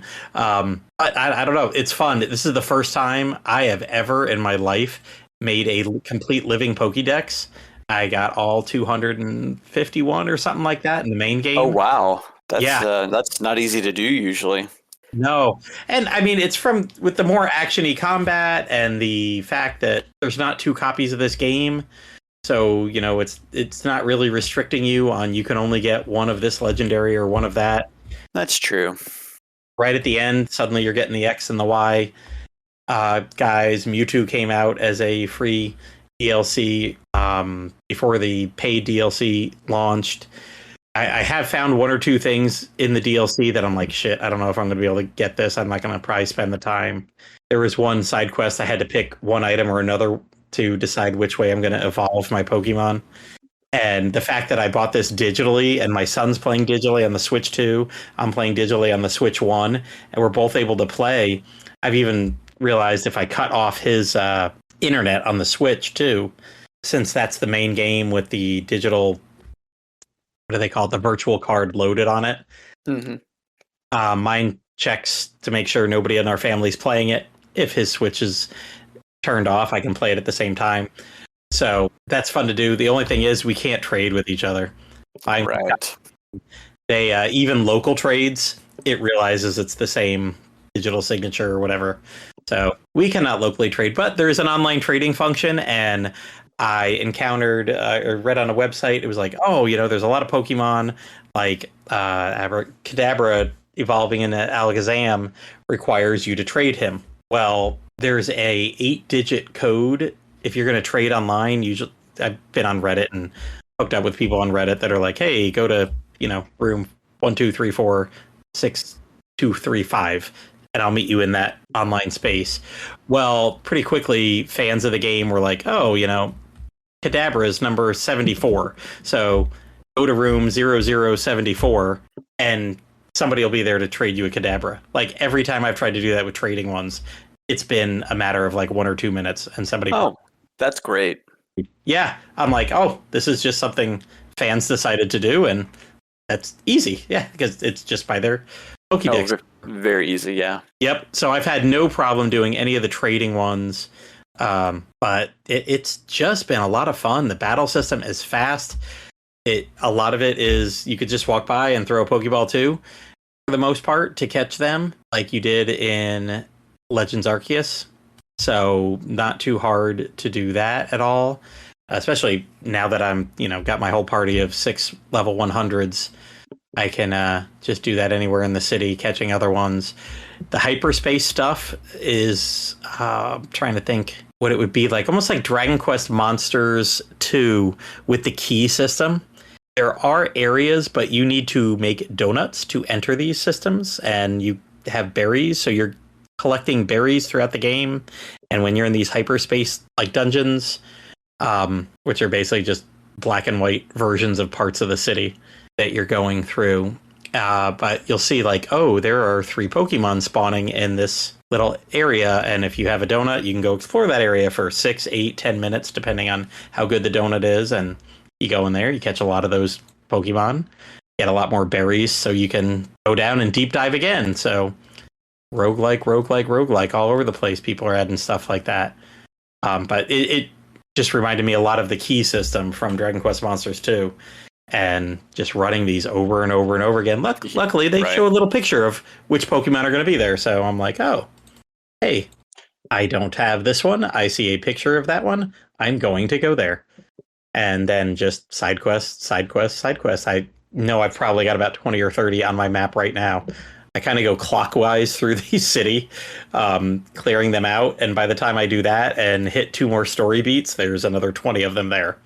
Either unlocked through story beats or unlocked because I did side quest number 75, which then makes number 127 pop up. So it has not lost its hold on me. I want to say I beat it in like 40 hours, and here I am, 40 hours of DLC and post-game stuff, just having fun, chilling out. I would really like to do all these side quests and hit the 100%. I think there's 100 and it adds about 120 more with the DLC. So again, not huge. It doesn't have all freaking 1,000 whatever Pokemon in here. I think the they never do that with those games. It's always just a random, not random, but it's always just a big selection of whatever the national dex is. Oh, the Dexit. That was it. The Dexit controversy of Sword and Shield. You don't hear that talked about too much anymore, but yeah, because I think Sun and Moon, you could still get into the 700 or 800s worth of those. Yeah, I don't need a wide variety. Give me a couple hundred, and that makes me feel like I can do it. If the number was 700, I'm sitting there at 200. I'm not going to do that. Putting them in boxes, having them all in order. It's been a fun time. It is a good side entry Pokemon game. And for those of people who really love Pokemon lore, there's a boatload here. I kind of just fast forwarded through it. I'm like, what? This guy's from that game? Yeah, whatever. Just let me catch the monsters. Yeah, let me go beat that one that's destroying this. Got it. I don't care from 3,000 years ago why this had to happen and blah blah blah blah blah blah blah. It's just fun. It's fun to do that kind of stuff. So there you go. That's my top 3, and I know I mentioned probably Dragon Quest 2 2D HD would be a definite honorable mention. I'm pretty sure when we have our second part of our favorite games coming up in a couple weeks, I'm sure Pendy or somebody else will go into a lot of depth on that, although we've had main Dragon Quest slime times on that already. Also, my Atelier Yumiya was a pretty good one. Anybody else have some honorable mentions? I already talked about mine, but it was Final Fantasy XI. Nice. Blue. Oh, it's kind of surprising that this is an honorable mention for me and not making my top 3. My honorable mention is Dragon Quest VIII, which I also played this year and completely filled out the monster drops and everything, which was kind of painful, not gonna lie. But one of the things that I did is there is an achievement set for Dragon Quest VIII that is basically all of the unique battle record and party chat messages. So a lot of the ones that only show up once, like there's one conversation when you enter Argonia where, everybody will talk together and Yangus and Trode shows up and Yangus does a core blimey. So that kind of unique thing. So I got to experience a lot more of the game than I ever had, which was pretty neat. But the one thing that I did want to mention as part of my honorable mention that I never knew about is that there is an additional challenge at the end of the Dragovian trials. If you go up to fight the Lord of the Dragovians for the full 7 dragon gauntlet, if you go up to him with no weapons equipped, you get a slightly different cutscene going into it. And if you complete the trial, kill everything without equipping a weapon, we found out that Dragon Soul actually negates it, so you just have to punch him to death, basically. But you get you get another cutscene at the end, just being commended on the fact that you beat him without any weapons equipped, and then you'll get another special message from Trode if you open the battle records, which was something I never knew about, so I thought that was kind of neat. Was that in the original PlayStation 2? This is the original PlayStation 2 version. I've never heard of this. I have legitimately never heard of this. Wow. It was really cool to learn about. That's something I've never heard anybody talk about. Wow. Learned something new today. So yes, if you go punch the Lord of Dragovians to death, you too can become the Dragon Drubber. There you go. Interesting. I saw that Dragon Drubber thing, and I was like, I have no idea what you're talking about. I'm glad I listened and learned.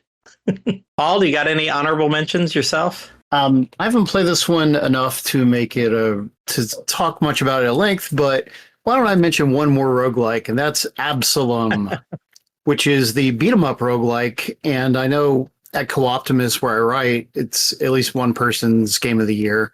It has 2-player online co-op and no crossplay, but I think they'll add it eventually. Absalom did not come out on Xbox, but it did come out on everything else, and I played it on Steam. It is a beautiful game for sure.